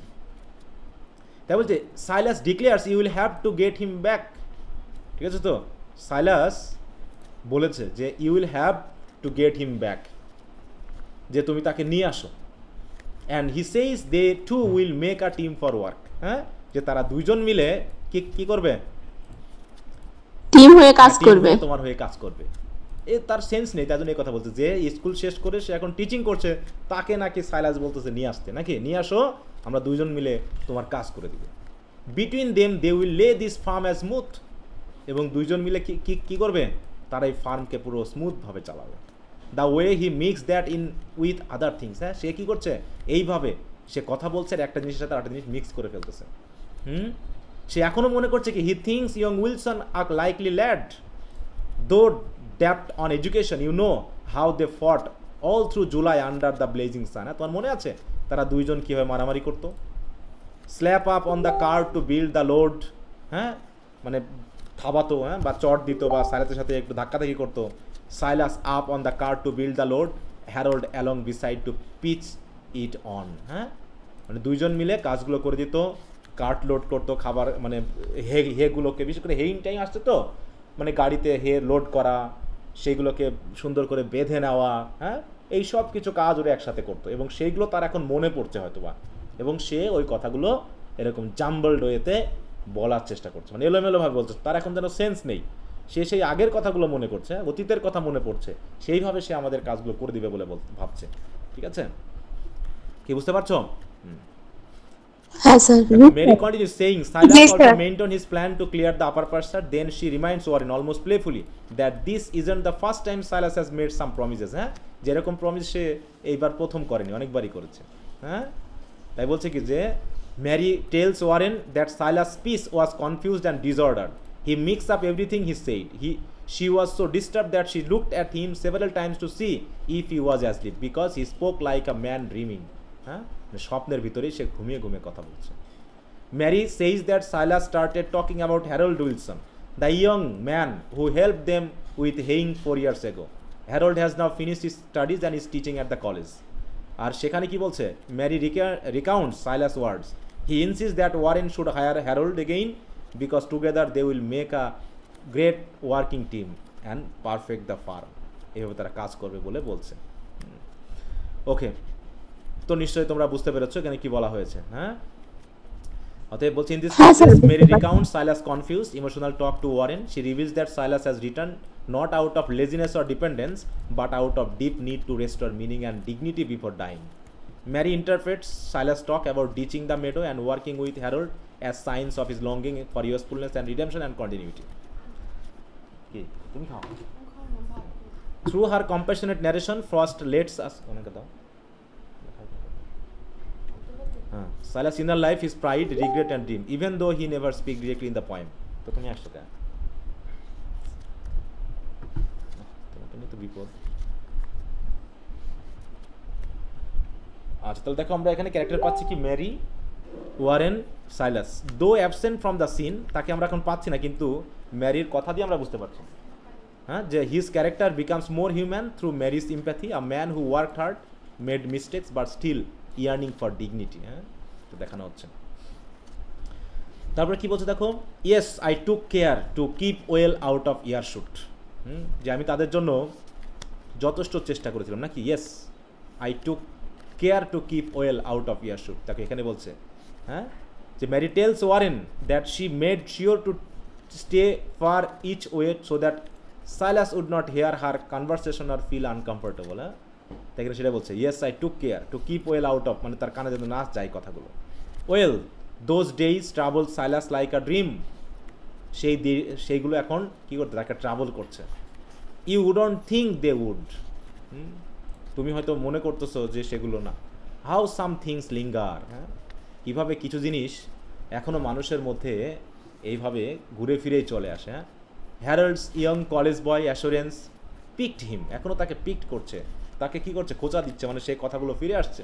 After so many years he still keeps finding good arguments he sees, দেখো হি মাইট হ্যাভ ইউজড। হ্যাঁ, সে এখনও সেই আর্গুমেন্ট খুঁজছে যে আর্গুমেন্টগুলো এখন ব্যবহার করা যেতে পারে। আই সিম্প্যাথাইজ, মূল কথা হলো আমার তার প্রতি খুব মায়া লাগছে। I know just how it feels to think of the right thing to say too late. আমি এখন ফিল করতে পারছি যে, আমি এখন জানতে পারছি যে সেই তার মানে যে জিনিসগুলো তারা তখন করা লাগতো, যেগুলো রাইট, সেগুলো যে এখন বলছে, এটাই আমার কাছে মনে হচ্ছে কি সে হয়তো অনুতপ্ত। হ্যাঁ, তাই হচ্ছে to think of the right thing to say too late, সে এখন ফিল করছে। Harold's associated in his mind with Latin. দেখো, he asked me what I thought of Harold saying, তাই তো, he asked me, he studied Latin like the violin because he liked it, that an argument. মানে তার সে Latin কীভাবে Harold বলতো। He said he couldn't make the boy believe he could find water with a hazel prong, which showed how much good school had ever ডান হিম।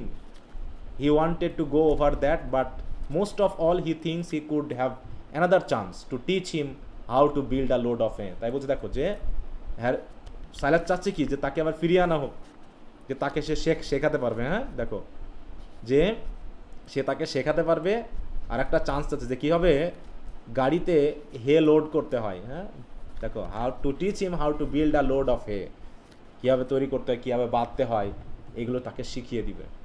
এবং সে তাকে দেখো বলছে, হ্যাঁ, he could find water with a hazel spring, he said he could make the boy believe. হ্যাঁ, মানে সেই বয় মনে করছে কি হ্যারল্ড উইলসন এখনো কেমন আছে বলো, সেই বালক আছে, নাকি? lad। হ্যাঁ, সেই ইয়ংই আছে, সেই অবস্থায় তার অতীতের কথাগুলো মনে পড়ছে, এবং সে মনে করছে তাকে সে শেখাতে পারবে বা বোঝাতে পারবে।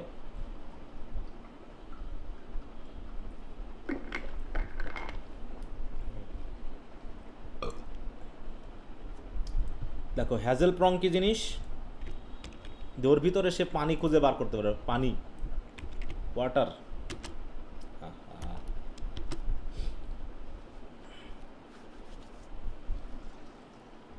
নেটের অবস্থা খুব খারাপ, শুনতে পাচ্ছ সবাই আমাকে ঠিক মতো? হ্যাঁ স্যার। হ্যাঁ স্যার। দেখো, এই যে এক ধরনের গাছ, হ্যাঁ, আমরা যদি একটু ইমেজারি দেখি, এই যে এইগুলোর ভিতরে, হ্যাঁ, এর ভিতরে পানি থাকে। হ্যাঁ, কাটলে পারে পানি বার হয়, সেটা সে দেখাতে পারবে, ইত্যাদি বলছে।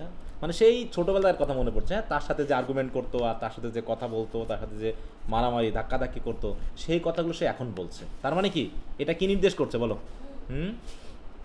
যে সে মেন্টালি কি বলো, স্টেবল না। হ্যাঁ, মেন্টালি সে পুরোটাই আপসেট হয়ে আছে। হ্যাঁ, তাই বলছে দেখো এই জায়গায়, আমরা নিচের দিকে যদি দেখি, in this section Warren recounts Silas' disjointed talk about his old argument with Harold, the educated farm. Silas' minds keeping to the past, returning to the past to moments when he felt dismissed or inferior. He wants another chance to teach Harold real practical work like loading. Beneath this rambling, আচ্ছা এখানে একটু miss হয়েছে, এখানে তো Warren হবে না, Mary হবে, তাই না?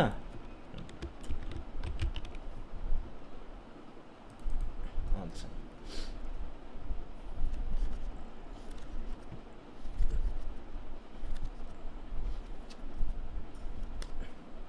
অতএব এখানে যেটা আমরা বলতেছি দেখো, Silas haunted by memories clinging to the dignity of manual labour, his mind replace old conflict as he faces death. হ্যাঁ, মানে এখন তার কি অবস্থা, যেহেতু টাইটেলটা কি বলো, সে কি বাঁচবে না মারা যাবে?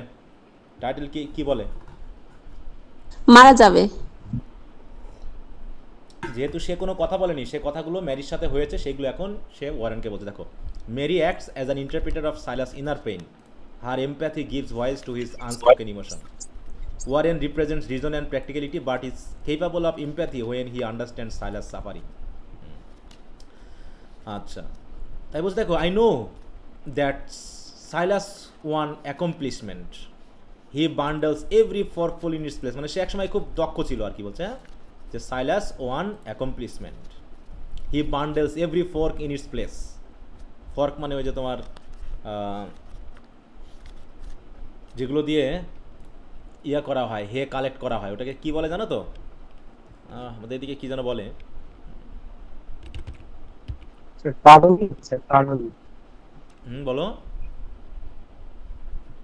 আমাদের এদিকে অনেক কারণ বলে স্যার, মাথাটা একটু বাঁকা হ্যাঁ থাকে না মাথাটা স্যার? বাঁকা। হ্যাঁ আমাদের এদিকে কি যেন বলে, আমি ঠিক ভুলে গেলাম। এরকমটা এই রকমই, এটা তো মাটি ইয়া করা, হে কালেক্ট করার জন্য একটা সিঙ্গেল একটা ইয়া কি বাঁশের স্যার, বাঁশের। বাঁশ দিয়ে তৈরি করে, আর মাথার দিকে এরকম একটা বাঁকা ইয়া থাকে, জি স্যার। একটা জাস্ট কাঠি মতো। হ্যাঁ কান্দাল বলে, বুঝতে পারছো? এই যে দেখো, এই যে তুলছে না, এই যে মনে করো এটাই, এই যে ফোর্ক, হ্যাঁ ফোর্ক, এই যে মনে করো এটা দিয়ে তুলছে হে, এটা মনে করো হচ্ছে হ্যারোল্ড, আর এটা মনে করো হচ্ছে তোমার হচ্ছে তোমার কি বলো সাইলাস। এই ইমেজটা এখানে তোমার কাজ দিতে পারে। আমাদের এখানে কেদল বলে স্যার। কেবল বলে না, যাক ওই যে তাই বলছে, হ্যাঁ ফর্কফুল। হ্যাঁ হি বান্ডেলস এভরি, দেখো ফর্কফুল ইন ইটস প্লেস, মানে একবারে সে নিতে পারে, ওটাকে বান্ডেল করতে পারে, যেটা এক ফর্ক দিয়ে তোলা যাবে। And tags and numbers it for future reference, এবং ট্যাগ করে রাখতে পারতো এটা কত নম্বর, হ্যাঁ বান্ডেল বা এরকম কি। And so he can find and easily dislodge it, হ্যাঁ, এবং যাতে সে সহজে এগুলো খুঁজে পায় এবং ওখান থেকে যেন খড়গুলোকে পুনরায় আবার তুলে নিতে পারে ইন দ্য আনলোডিংয়ের সময়। সাইলাস ডাজ দ্যাট ওয়েল, সেগুলো সে ভালোই করতে পারতো। He takes it out in bunches like, দেখো বিগ বার্ডস নেস্ট, বড় পাখির বাসার মতো করে সেগুলো বান্ডেল করতে পারতো। You never see him standing on the hay, he is trying to লিভ, স্ট্রেইনিং টু লিফট হিমসেলফ, হ্যাঁ, সে কখনো, তাকে আমি কখনো দাঁড়িয়ে থাকতে দেখিনি। দেখো দেখো you never see him standing on the hay, হের উপরে তাকে কখনো দাঁড়িয়ে থাকতে দেখোনি। He is trying to lift and straining to lift himself, সে সবসময় ওইগুলোকে এরকমভাবে তুলতে পারতো।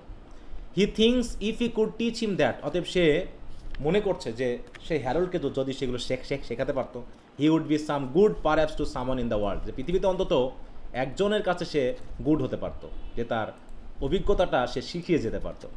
He hates to see a boy the fool of books, দেখো বলছে কি, সে অপছন্দ করে যে এই বয়েরা এতগুলো বই নিয়ে পড়ে থাকবে, হ্যাঁ দেখো he hates to see a boy the fool of books, poor Silas so concern for other folk, হ্যাঁ, সে সবসময় যেন অন্যদের নিয়ে খুব কনসার্ন থাকে।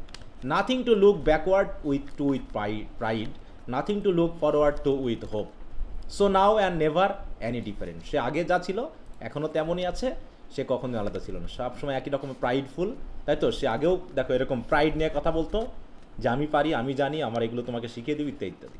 সে এখনও সেভাবেই কি জাম্বল্ড ওয়েতে অসংলগ্নভাবে কথা বলে যাচ্ছে। তো দেখো এই বলছে, in this scene Warren and Mary discuss Silas skill in stacking hay, he is one true talent and source of pride. Warren describes Silas' careful and almost artistic way of working, while Mary interprets his wish to teach Harold as a last attempt to feel useful.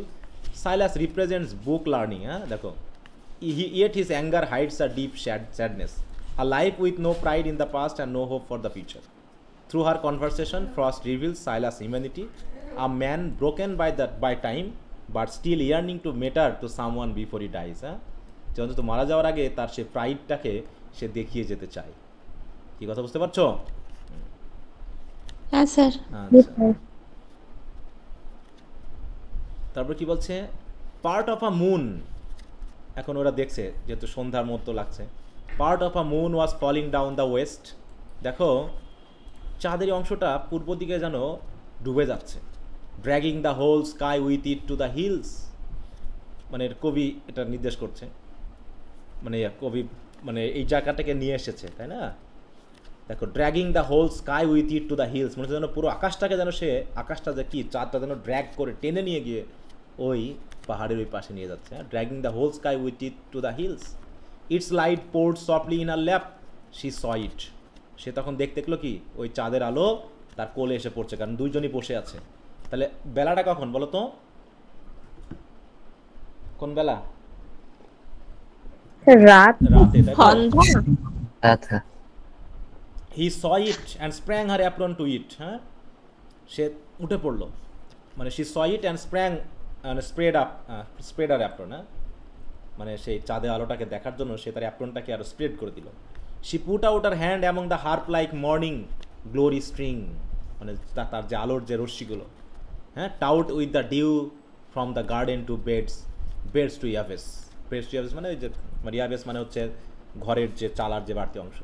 As if she played unheard some tenderness that wrought on him beside her in the night. Warren she said has come home to die.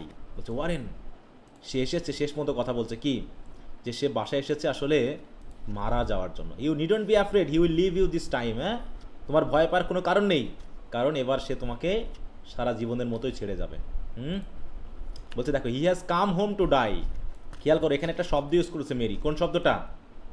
Home. হ্যাঁ, home শব্দটা use করেছে। তখন Warren আশ্চর্য হয়ে গেছে, বলছে home? হি মকড gently, মানে এটা তার বাড়ি হয় কেমন করে? তখন মেরি বলতেছে yes, what is but home, এটা বাড়ি ছাড়া আর কি? It all depends on what you mean by home. তুমি বাড়ি বলতে কী বোঝাও এটা ডিপেন্ড করে। Of course is nothing to us, সে আমাদের কোনো আত্মীয় না, কিছুই না।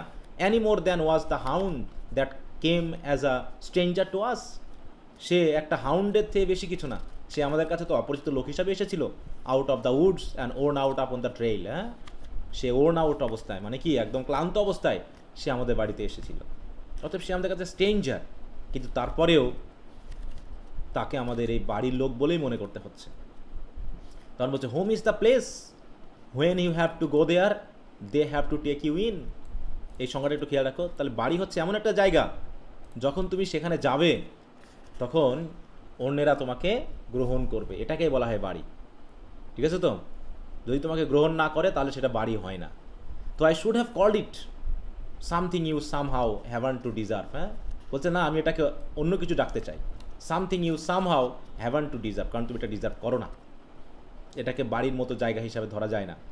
হ্যাঁ, তাহলে এটা হচ্ছে মেরি বলতেছে, আর একটা কি ওয়ারেন বলতেছে কি এটা বাড়ি হিসাবে ধরা কি করা যায় না নাকি? তার বাড়ি হিসাবে কি ধরতে পারবো? কারণ সে তো বাড়ির লোক না, তাই তো? হ্যাঁ, তাই বলছে মক করছে। হ্যাঁ, একটা বাড়ি ছাড়া আর কি। হ্যাঁ, of course.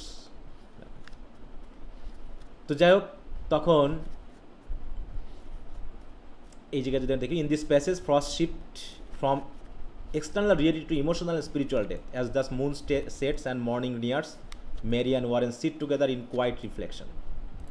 The natural imagery mirrors their mood, soft light, dew, music like stillness. মানে মূল কথা হলো তাদের এটা গল্প করতে করতে অনেক রাত হয়ে গেছে। হ্যাঁ, খুব শীঘ্রই হয়তো বা কি আসবে, সকাল নেমে আসবে নাকি, সকাল চলে আসবে।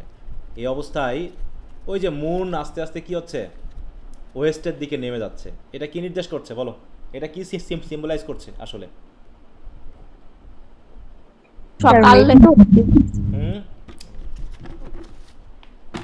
কি সিম্বলাইজ করতে পারে? ওয়ারেনের মৃত্যুকে হয়তো ইন্ডিকেট করছে। হ্যাঁ, জি স্যার।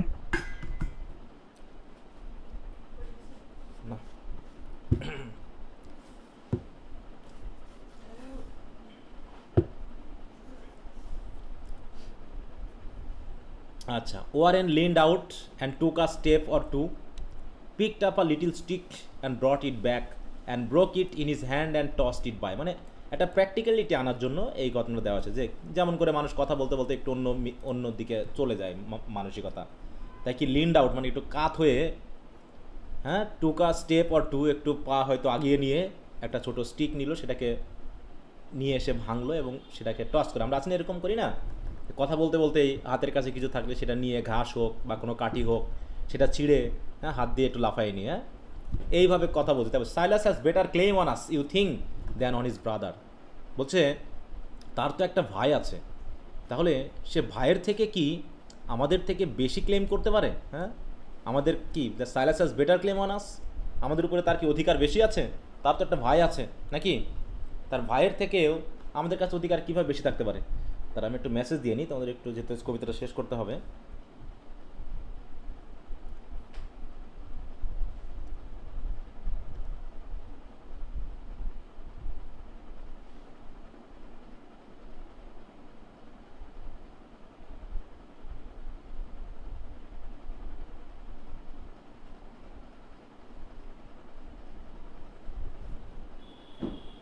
ওকে, তাই বলছে 13 little miles as the road wind would bring him to his door। বলছে এখান থেকে কত মাইল? মাত্র 13 মাইল। ঠিক আছে তো? যদি সে 13 মাইল হেঁটে যায় তাহলে সেই রাস্তা তাকে তার ভাইয়ের বাড়িতে নিয়ে যাবে। তা সে তার ভাইয়ের বাড়িতে না গিয়ে আমাদের বাড়িতে কেন? তাকে এখানে একটা কম্পারেটিভ স্টাডি আসছে কিন্তু, তাই তো? এই কথাটা মানে কে বলছে? ওয়ারেন বলছে নাকি? Silas has walked that far no doubt today. সে নিশ্চয়ই 13 মাইল হেঁটেছে। তাহলে 13 মাইল যদি সে হেঁটে ওই বাড়িতে যেত তাহলে সে চলে যেত। Why didn't he go there? সেখানে কেন যায়নি সে? His brother rich, somebody, director in the bank. সে তো অনেক ধনী, তার এখানে খ্যাতি আছে, somebody, director in the bank, সে তো ব্যাংকের একজন ডিরেক্টর। তখন মেরি বলছে কি, he never told us that. সে তো কখনো এই কথা আমাদের বলেনি। বলছে উই নো ইট দো, তারপর তো আমরা তো জানি, কিন্তু সে তো বলেনি কখনো। I think his brother ought to help, of course, তার ভাইয়ের অন্তত তাকে সাহায্য করা উচিত ছিল। I will see to it if there is need. হ্যাঁ, প্রয়োজন থাকলে আমি এটা দেখব। He ought of right to take him in, তার অধিকার আছে তাকে তার বাড়িতে নিয়ে নেওয়া। মাইট বি উইলিং টু, এবং হতে পারে সে নিতেও চাইতে পারে। হি may be better than appearances, হ্যাঁ, যে তাকে বাইরের দিকে দেখলে যেমন তার থেকে তো ভালো হতে পারে। But have some pity on silence, কিন্তু আপাতত সাইলাসের উপরে তোমার একটু পিটি করা উচিত। Do you think if you would any pride in claiming kin or anything he look for from his brother, he would keep so still about him all this time? মানে বলতে আছে যে তোমার কি মনে হয় যে he had any pride in claiming kin, তার আত্মীয় স্বজন ব্যাংকার, এই ধনী, তোমার কি মনে হয় যে সে এটা নিয়ে কোনো গর্ব করবে? Or anything he look for from his father, যে তার ভাইয়ের কাছ থেকে হয়তো কিছু চাচ্ছে বা চাইতে পারে, এমন কিছু সে করতে পারে বলে তোমার কাছে মনে হয়? হি উড কিপস, দেখো, so still about him all this time. কারণ এই সময় পর্যন্ত সে এরকমই তো আছে, দূরেই তো আছে। কই, যদি সে ভাইয়ের সাথে তার ভালো সম্পর্ক থাকতোই তাহলে তো সে যেতই নাকি? মানে একটা কম্পারিজন দেখানো হয়েছে যে মানুষ সত্যিকারে যখন সিম্প্যাথি প্রত্যাশা করে তখন সে জানে যে কার কাছে গেলে পাওয়া যাবে। সে তার ভাইয়ের কাছে কেন যায়নি বলো? কেন যায়নি? কারণ সেখানে সিম্প্যাথি পেত না, তাই। হ্যাঁ, কারণ সে হয়তো জানে যে তার ভাই হয়তো বা তাকে গ্রহণ করবে না, তাই না? দেখো, Mary appeals to Warren to feel compassion. She asks if Silas had any hope or pride left in his family ties or expected any help from his brother, would have stayed silent about him all these years. তাহলে কি এগুলো নিয়ে still থাকতো, শান্ত থাকতো, এগুলো নিয়ে সে বলতো না? সে অবশ্যই সেখানে যেত, তাই না? সেরকম চুপচাপ থাকতো না নিশ্চয়ই। তো যাই হোক, I wonder what's between them. এখন আমি ভাবি যে আসলে দুইজনের মধ্যে কী সমস্যা ঘটেছে, হ্যাঁ, যে সে যেতে চায় না। I can tell you Silas is what it his, হ্যাঁ, উই উডন্ট মাইন্ড হিম। আচ্ছা, আমি বলতে পারি তোমাকে যে সাইলাস যা সে তাই, উই উডন্ট মাইন্ড হিম, তাকে নিয়ে আমাদের আসলে কিছু মনে করা ঠিক না। But just the kind that kinsfolk can not avoid, হয়তোবা সে ওই ধরনের মানুষ যেটা হয়তো আত্মীয়রা মেনে নিতে পারছে না বা ওইরকমভাবে হয়তো চালাতে পারছে না। He never did a things so very bad, সে তো কখনো খারাপ কিছু করেনি। He didn't know why he isn't quite as good as any one, এবং সে কোনো খারাপ কাজও করেনি, সে এত সৎভাবে কাজ করছে ভালো, কিন্তু সে কেন অন্যদের মতো না? হচ্ছে সে জানে না আদৌ why he isn't quite as good as any one. Wordless though he is, তারপর যা হোক সে যতই ওর্ডলেস হোক না কেন, he want be made ashamed to please his brother. তারপরও তার ভাইকে অন্তত দেখো, হ্যাঁ, তার ভাইকে সন্তুষ্ট করার জন্য হি ওয়ান্ট বি মেড অ্যাশেমড, তাকে অবশ্যই লজ্জিত করা ঠিক হবে না। মানে তার তো একটা রেসপেক্ট বোধ আছে, হ্যাঁ, ওর্ডলেস যতই আমরা তাকে মনে করি, তার একটা মিনিমাম কি মনুষ্যত্ববোধ তার আছে, সেটা অন্তত আমাদের ইয়া করা উচিত। I can think Si ever hurt anyone. Si মানে কি? সি বলতে কাকে বোঝাচ্ছে? সিলভিয়া, সাইলাসকে। সাইলাস, হ্যাঁ, বলছে no but he hurt the way he lay, কিন্তু আমার তো, বলছে কি, আমার তো সে হার্ট করেছে যেভাবে সে শুয়ে আছে। Rolled his old head on that sharp edge chair back, he wouldn't let me put him on the lounge, সে আমাকে এমনকি লাউঞ্জে নিয়ে যেতেও দিল না। You must go in and see what you can do, এখন তুমি গিয়ে একটু দেখো তার জন্য তুমি কী করতে পারো। I made the bed up for him there tonight, আজকে রাতে তার জন্য আমি বেডও তৈরি করেছি।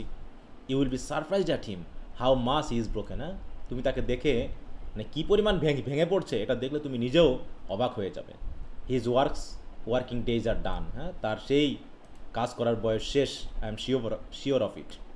I would not be in a hurry to say that, বলছে আমি না, আমি এখনো বলতে পারছি না যে সে আসলে তার কাজের দিন শেষ হয়ে গেছে কিনা। এটা কি সাইলাস বলছে ওয়ারেন, তাই তো? যে I would not be in a hurry to say that. হ্যাঁ, এখানে একটু খেয়াল করে কি বলতে চাইছে দেখো। হ্যাঁ,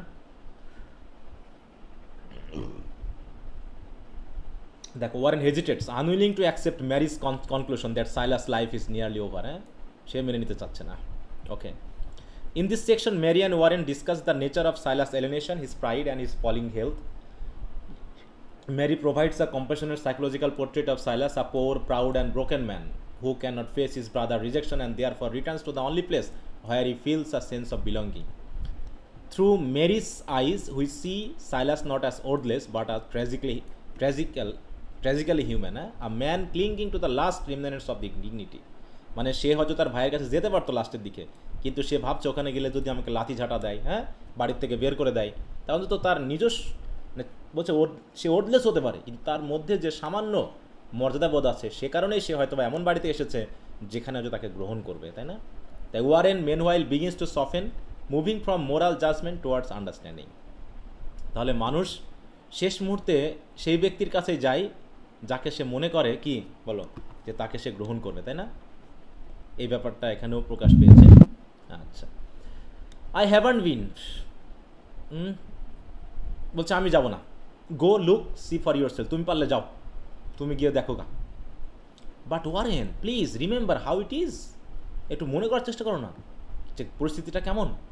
হি has come to help you ditch the meadow, he has a plan, তার একটা প্ল্যানও আছে। ইউ মাস্টন্ট লাভ অ্যাট হিম, তাকে নিয়ে ঠাট্টা মস্করা করো না। He may not speak of it, সে হয়তো এটা নিয়ে কথা বলবে না। অ্যান্ড দেন হি মে, বলতেও তো পারে, I will sit and see if that small sailing cloud will hit or miss the moon. বলতে দাঁড়াও, তুমি যাও, আমি এখানে বসে বসে দেখি যে এই যে তারাটা, মানে এই যে কালো যে মেঘটা ভেসে যাচ্ছে, হ্যাঁ দেখো, I will sit and see if that small sailing cloud will hit or miss the moon. হ্যাঁ, তাহলে কী হবে? Hit or miss the moon, hit করা মানে কি আর মিস করা মানে কি? তাহলে ক্লাউড যদি মুনটাকে হিট করে তার মানে কি মুনটাকে ঢেকে দিবে। ঢেকে দেওয়া মানে কি, কি ইঙ্গিত দিবে বলো? অমাবস্যা না, মানে কবিতাটা আগে থেকে একটা সেন্স দেওয়া হয়েছে, সাইলাস ডেথ ঢেকে দিচ্ছে, একটা কালো মেঘ ভেসে ভেসে গিয়ে মুনটাকে ঢেকে দিচ্ছে, অথবা মিস দ্য মুন, অথবা ঢাকবে না। শেষ পর্যন্ত হলো কি, কবি বলতেছে কি, ইট হিট দ্য মুন। হ্যাঁ, then there were three there making a dim row, the moon, the little silver cloud and she. কারণ কি, ওয়ারেন অলরেডি ভিতরে গেছে, নাকি? ওয়ারেন ভিতরে গেছে আর ওখান থেকে সে মনে মনে কল্পনা করছে, দেখি, মানে সে হয়তো বাজি ধরছে বা মনে একটা ইয়া করছে যে যদি মেঘটা সূর্যটাকে, চাঁদটাকে ঢেকে দেয় তাহলে বুঝবো সাইলাস নাই। তাই বলছে ইট হিট দ্য মুন, অতএব there were three there making a dim row. ডিম অবস্থা, ডিম মানে কি মানসিকভাবে এখানে রিপ্রেজেন্ট করছে মেরিকে। The moon, the little silver cloud and she. Warren return to soon, কিন্তু ওয়ারেন তো ফিরে আসলো খুব তাড়াতাড়ি। ইট সিম টু হার, তার কাছে মনে হলো ওয়ারেন গেল আর ফিরে আসলো। কারণটা কি? স্লিপ টু হার সাইড, এবং ওয়ারেন এসে তার পাশে চুপ করে বসে গেল। অ্যান্ড কট আফ হার হ্যান্ড অ্যান্ড ওয়েটেড, হ্যাঁ, তার হাতটা ধরে কিছুক্ষণ যেন চুপ হয়ে গেল, কথা বলতে পারছে না। তখন মেরি কি করছে, প্রশ্ন করছে, ওয়ারেন? শি কোশ্চেনড। তখন কি তারা আনসার কি, dead was all he answered. হ্যাঁ, সে প্রশ্ন উত্তর দিল কি, শেষ, সে ফিরে আসলো। তা এই হচ্ছে কবিতাটি। তো সবাই বুঝতে পেরেছো? হ্যাঁ, হ্যাঁ স্যার, বুঝতে পারছো? আচ্ছা, in this final scene, Mary sends Warren to see Silas, urging him to treat the old man kindly and respect his sense of purpose. As she watches the sky, the moon and a passing cloud, Silas quietly dies inside the house. Warren returns silently, takes Mary's hand and utters the single word dead. The poem ends with despair but with quiet reconciliation between man and man, life and death, work and rest. Silas has found his final home, not through ownership or kinship, but through human compassion. হ্যাঁ, যে অন্তত বাড়িটা সে পেয়েছে। ওকে, তাহলে এই হলো আমাদের আজকের কবিতাটা। আশা করি সবাই বুঝতে পেরেছো। সামওয়াট প্যাথেটিক মানে তার প্রত্যেকটা কবিতাগুলোই এরকম ছোটোখাটো সেন্স দিয়ে আমাদেরকে বিশেষ কিছুকে নির্দেশ করছে নাকি? ঠিক আচ্ছা, হোম বেরিয়ালের মতো না? হোম বেরিয়ালের মতো নাকি? স্বামী স্ত্রীর মধ্যে কথাবার্তা বলতে গিয়ে শেষটাও কি কেমন হলো? অ্যাব্রাপ্টলি যে শেষ করে দিল নাকি? ডিলেমা, হ্যাঁ, সংসার ভাঙলো কি ভাঙলো না বুঝাই গেল না। বোঝাই গেল না নাকি? মনে তো হয়েছিল ভেঙে গেছে। কিন্তু সেখানে এরকম ছোটোখাটো বিষয় নিয়ে যে কত বড় দ্বন্দ্ব হতে পারে সেটা দেখানো হয়েছে। একটা ভুল বোঝাবুঝি। ওকে, তাহলে এটা একটু ভালো করে পড়ে নিও। আর দাঁড়াও, আমি একটু সরি করে নিই।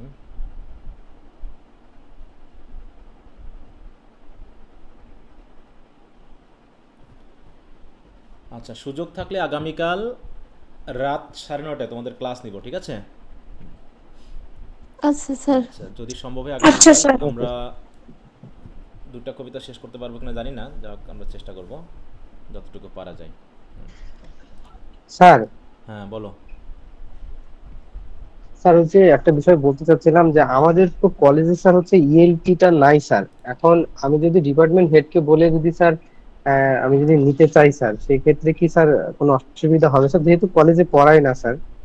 হ্যাঁ, ওই যে মানে এখানে তুমি তোমার যেটা খুশি তুমি নিতে পারবা, ঠিক আছে তো?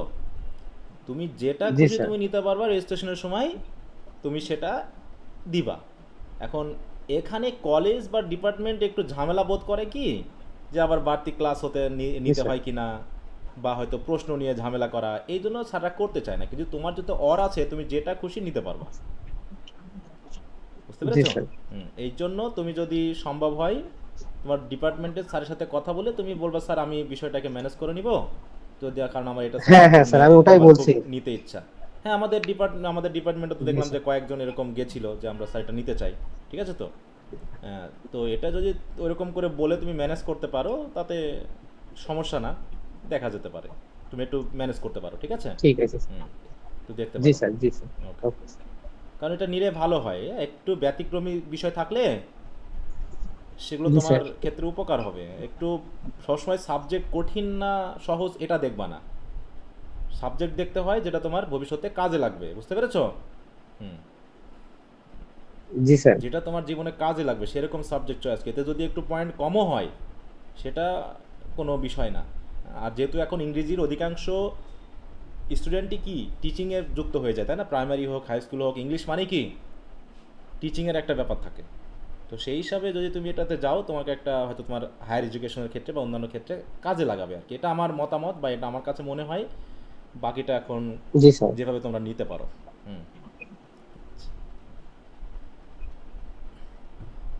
আচ্ছা, আপনি তো গ্রুপ করবেন স্যার, তাই না স্যার? হ্যাঁ, একটা দেখি ওটা করে, যেহেতু তোমরা অনেকে আছো এখন, এছাড়া তো গতি নাই।